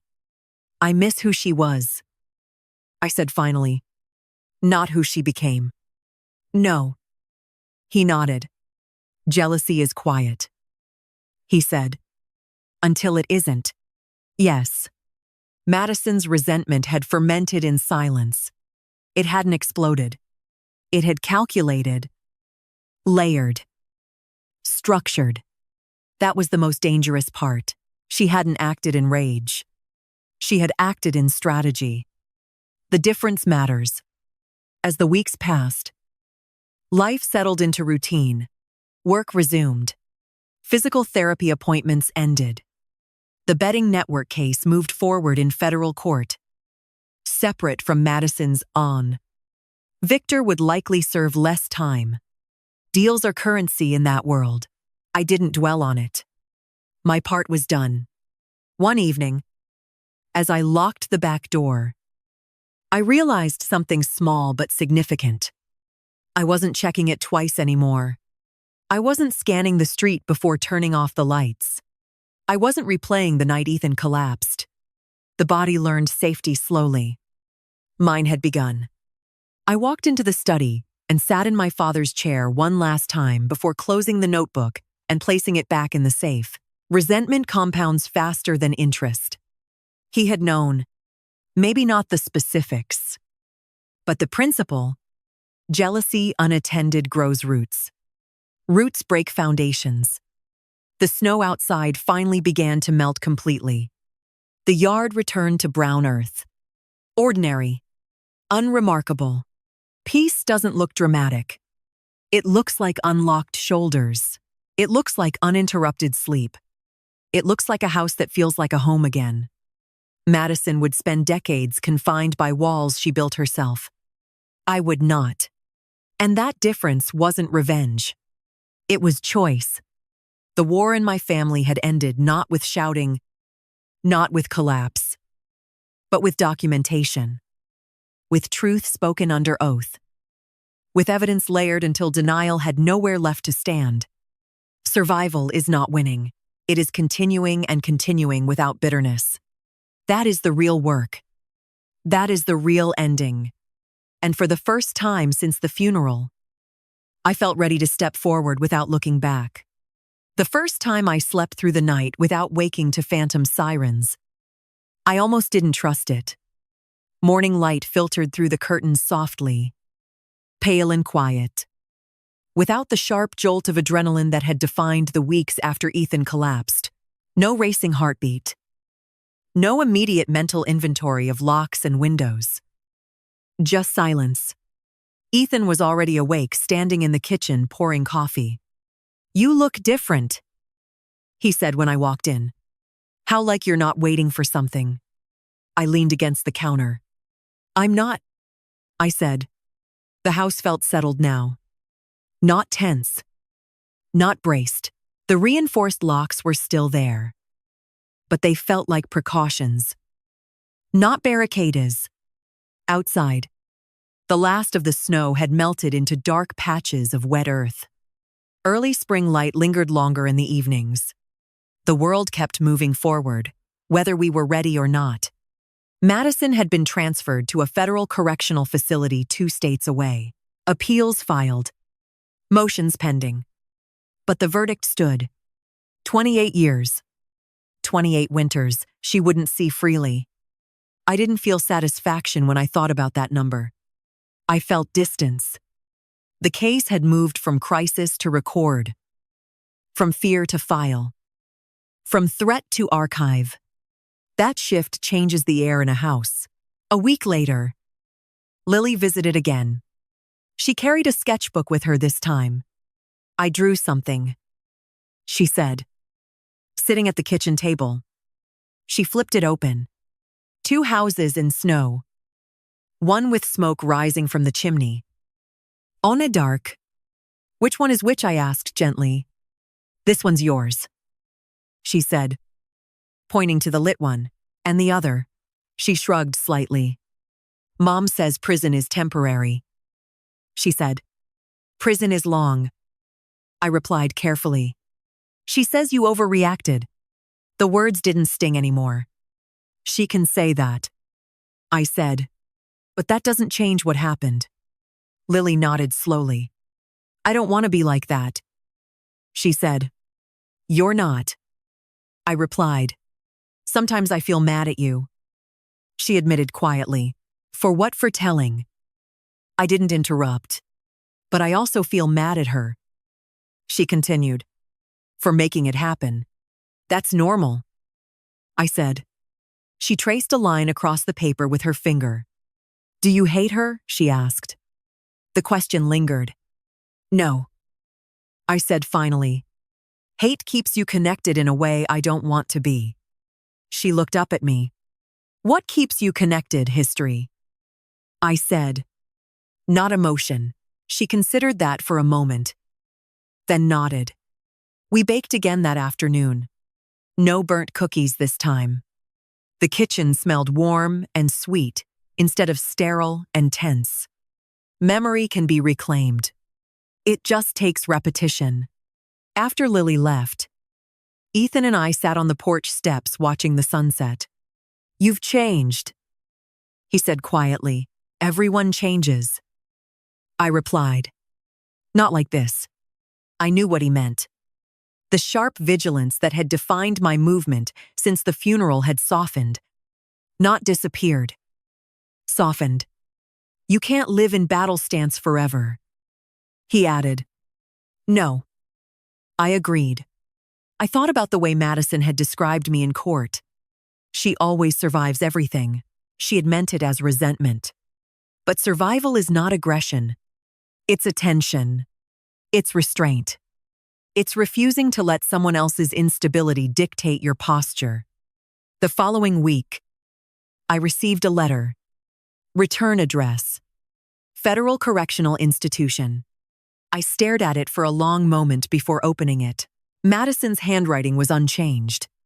Sharp loops. Confident strokes. Relay. "You always needed to be right. I hope you're happy now. You've destroyed everything." There was no apology. No accountability. Just accusation. You could have chosen family over pride. I folded the letter carefully and placed it back in the envelope. Destroyed everything. The words didn't take root. She had destroyed something long before the courtroom. I didn't write back. There was nothing to clarify. That evening, I walked through the house slowly. The study felt like a room again. Not a strategy hub. The kitchen felt like a place to cook. Not a crime scene. The bedroom felt like rest. Not vigilance. I paused at the hallway photo of Madison and me as children. Snow piled high behind us. Our faces flushed with cold. For a moment, I let myself feel the loss. Not the loss of money. Not the loss of shared inheritance. The loss of a version of her that existed before comparison overtook connection. Grief is different from anger. It's quieter, softer, and it doesn't demand action. It demands acknowledgement.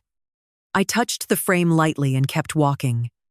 The next morning, Hayes called again. Appeal was formally filed. He said, "Expected." I replied, "It won't overturn the conviction." Evidence was layered. "I know." He paused. "You did the right thing." The phrase lingered. Right doesn't always feel good. It feels necessary. After the call, I drove to the cemetery again.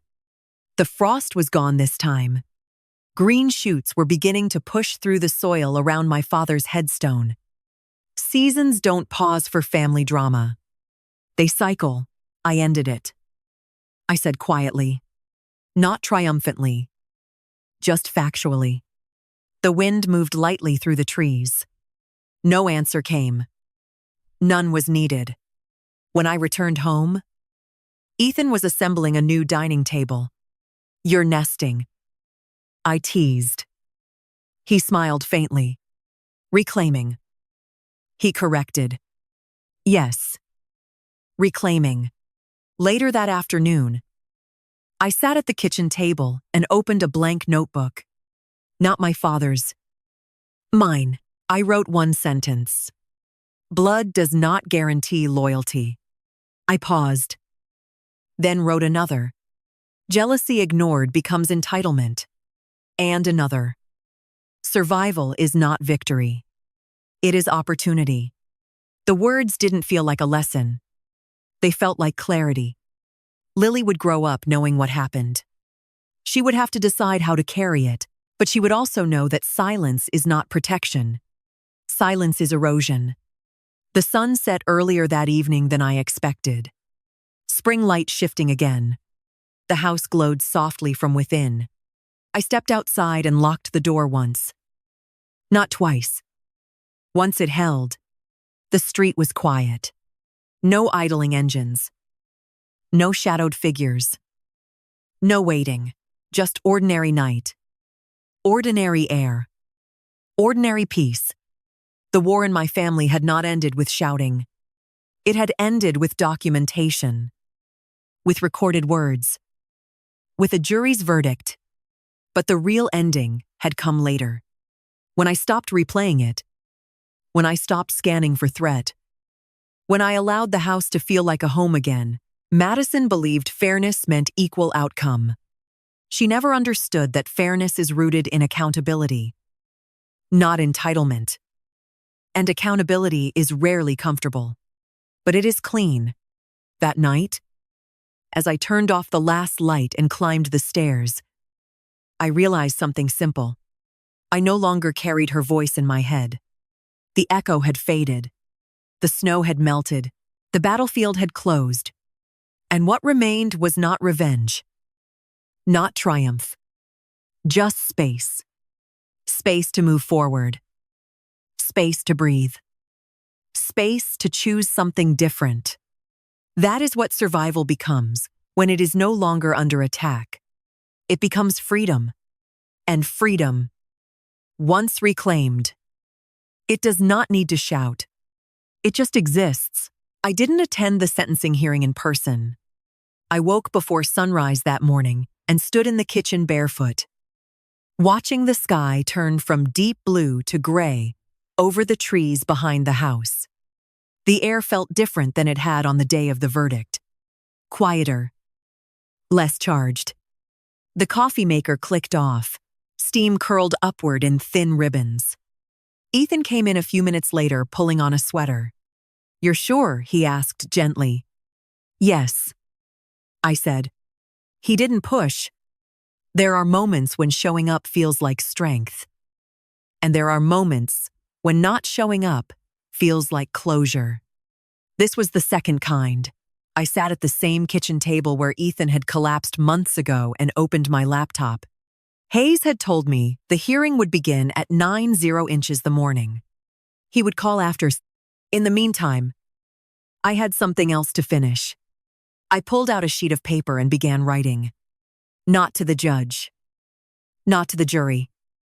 To myself. Madison. You chose calculation over conversation. You chose resentment over responsibility. You chose poison over honesty. I paused. The words felt steady. Not angry. Just factual. I continued. You say I destroyed everything. But everything was already broken, the moment you decided my life was collateral. I set the pen down and folded the paper once. I wasn't going to send it. Some letters are written for release. Not delivery. At noa doazeci shapte. My phone vibrated. Hayes. It's done. He said. How long, I asked. 28 years. Federal custody. And her statement, I asked. He paused briefly. She said she never meant for Ethan to get hurt. She said she only wanted what was fair. Fair, the word again. She did not apologize. He added. I didn't expect her to. I replied. She requested reconsideration for Lily's sake. Of course she did. Hayes hesitated. You don't sound surprised. I'm not. After we ended the call, I closed my eyes for a moment. 28 years. I tried to picture that length of time. Lily would be nearly 40. The house would be different. The world would be different. Madison would age behind concrete walls. Not because I wanted her there, but because she built a structure that left no other outcome. Ethan sat across from me. It's finished, he said quietly. Yes. He reached across the table and squeezed my hand. We didn't speak for a while. The silence wasn't heavy. It was complete. Later that afternoon, I drove to the cemetery alone. The grass had grown greener since my last visit. Small flowers dotted the edge of the path. I stood in front of my father's headstone and let the breeze move through my hair. She said she wanted what was fair. I murmured. The wind didn't respond. It didn't need to. fairness doesn't erase intent. It doesn't rewrite evidence. It doesn't neutralize poison. I brushed my fingers across the engraved letters of his name. You warned us. Not in specifics. In principle. Resentment compounds faster than interest. She let it compound. I chose to stop it. When I returned home, the mailbox contained another letter. Return address. The correctional facility. I held it for a moment before opening it. Relay. You've always needed to win. You think prison changes anything. I'll still be your sister. I read the sentence twice. No remorse. No ownership. Just persistence. You could have walked away.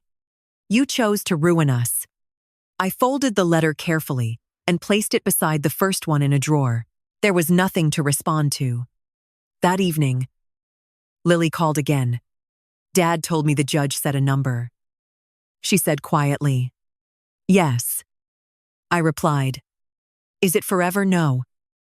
I said gently, "But it's a long time." She was quiet for a moment. "Mom said you forced this," she whispered. I didn't rush to answer. "What do you think I asked?" She hesitated. "I think she did something bad," she said slowly. "And bad things have consequences." I closed my eyes briefly. "That's right," I said. She exhaled softly. "I don't want to hate her," she added. "You don't have to," I replied. "You can love someone and still know they were wrong." She was quiet again. "Can I still come over next weekend?" she asked. "Yes," I said. "Okay." After the call ended, I stood in the kitchen and let the silence settle. The house no longer felt like a place waiting for impact. It felt inhabited. Stable. I walked into the study and opened the safe. Inside lay the original will. My father's notebook. And the 2 letters from Madison. I added the unsent letter I had written that morning. Not as a threat. Not as a message. As a marker. The chapter was closed. Not erased. Closed. Ethan stepped into the doorway. "You look lighter," he said. "I feel finished," I replied. He smiled faintly. "Finished isn't the same as healed," he said. "No." I agreed. "But it's a start." We sat on the couch later that night, watching snow begin to fall again outside the window. Not heavy. Just enough to dust the yard. "I keep thinking about the moment she handed you that bottle," he said quietly. "So do I." "What did you feel, instinct?" I replied. He looked at me. "I felt something was wrong," I said. "But I didn't know what." "And now?" he asked. "Now I know to trust that feeling." He nodded slowly. "That's what this changed most. Not my faith in systems. Not my belief in law. My faith in instinct." The subtle shift in air. The slight overemphasis on whether I had drunk from the bottle. The way she watched. Those moments matter. I turned off the television and sat in the dim light for a while. The snow outside settled quietly on the porch railing. Peace isn't loud. It's subtle. It's not fireworks or celebration. It's not headlines or applause. It's the absence of tension in your shoulders. It's locking the door once and trusting it. It's sleeping without rehearsing worst-case scenarios. The next morning, I woke without checking my phone immediately. That was new. I made coffee. Opened the curtains. Let sunlight spill into the kitchen. Madison would spend decades replaying her choices. I would not. Her resentment had shaped her outcome. My boundaries had shaped mine. Later that day, I drove past the courthouse without slowing. It looked ordinary. Just another building in the city.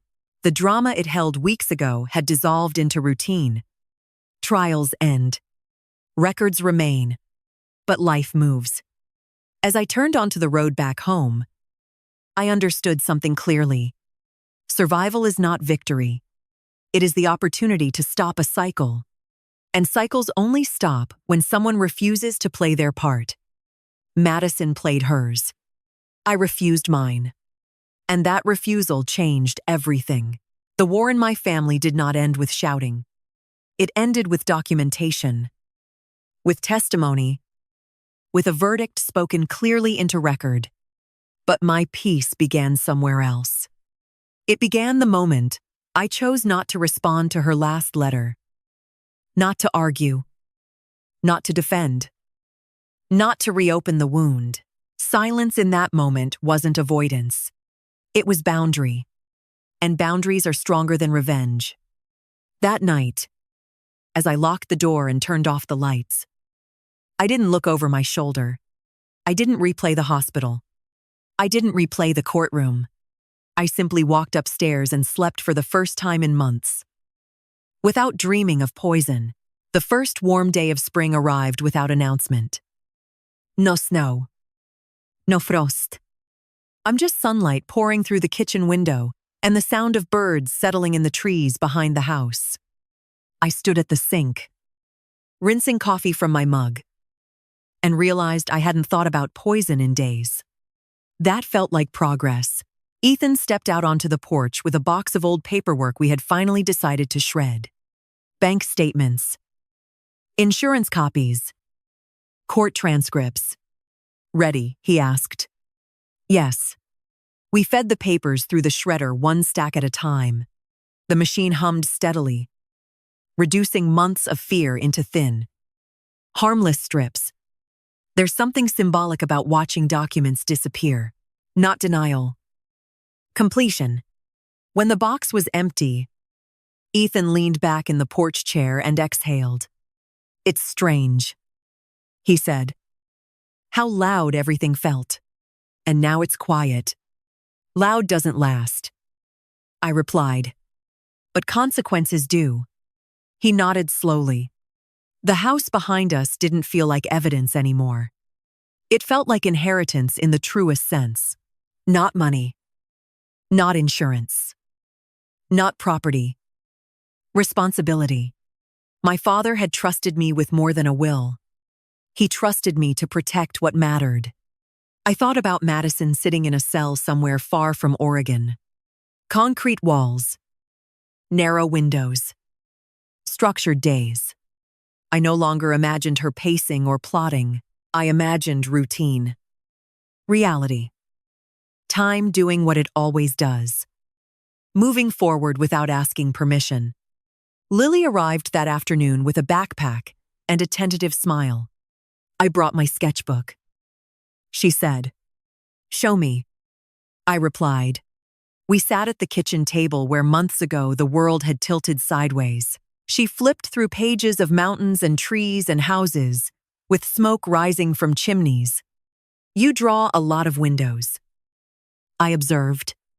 I like light, she said simply. I smiled. That's good. She looked up at me carefully. Dad says you're not angry anymore. I considered that. I'm not living in anger, I said. That's different. She nodded. Mom writes me, she added quietly. I know. She says you don't understand her. I didn't rush to answer. Understanding someone doesn't mean excusing them, I said finally. Lily absorbed that slowly. Will she ever come back? She asked. Yes, I said. But by then you'll be grown. She looked down at her drawing. I don't want to be bitter, she whispered. You won't be, I said. Bitterness grows when you feed it. You don't have to. We baked cookies again. Laughter rising easily this time. The kitchen felt like a place for warmth instead of tension. Later, after Lily left, I walked into the study one last time. The safe door stood open. Inside lay my father's notebook and the original will. I picked up the notebook and read the line I had memorized months ago.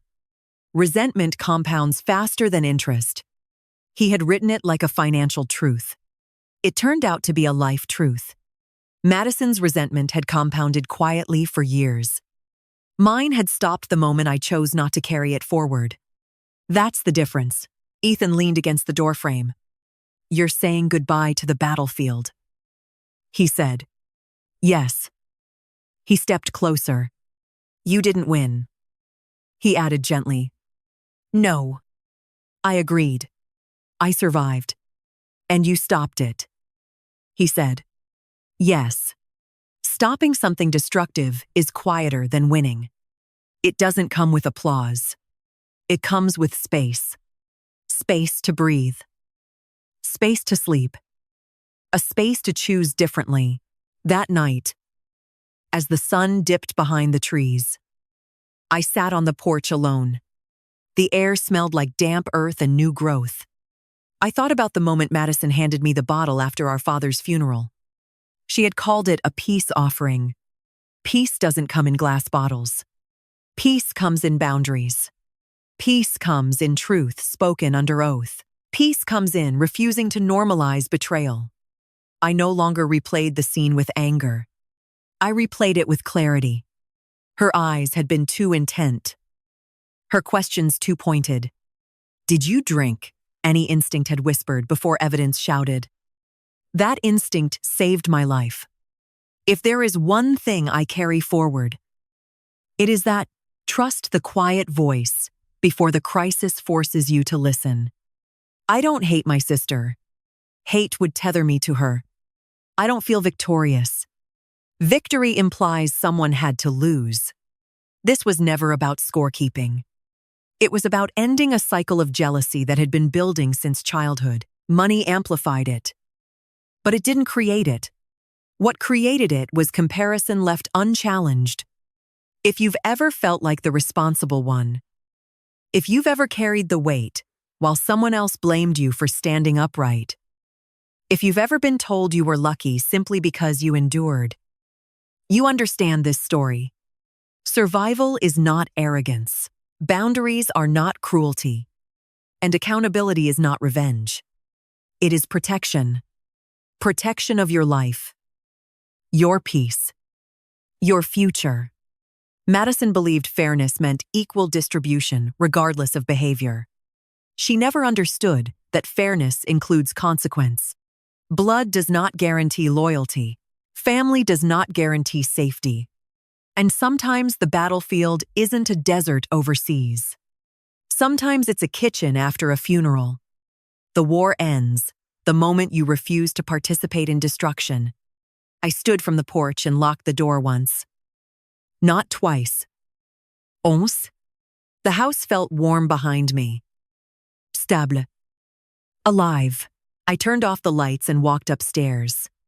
As I lay in bed, I didn't see a courtroom. I didn't hear a verdict. I didn't hear glass shattering. I heard quiet. And that quiet felt earned. If this story stayed with you, if it reminded you of a moment when you had to choose boundaries over blood, I'd like to hear it. Leave a comment. Tell me where you drew your line. And if you're still standing after something that tried to break you, stay here. Subscribe. Because sometimes surviving isn't the end of the story.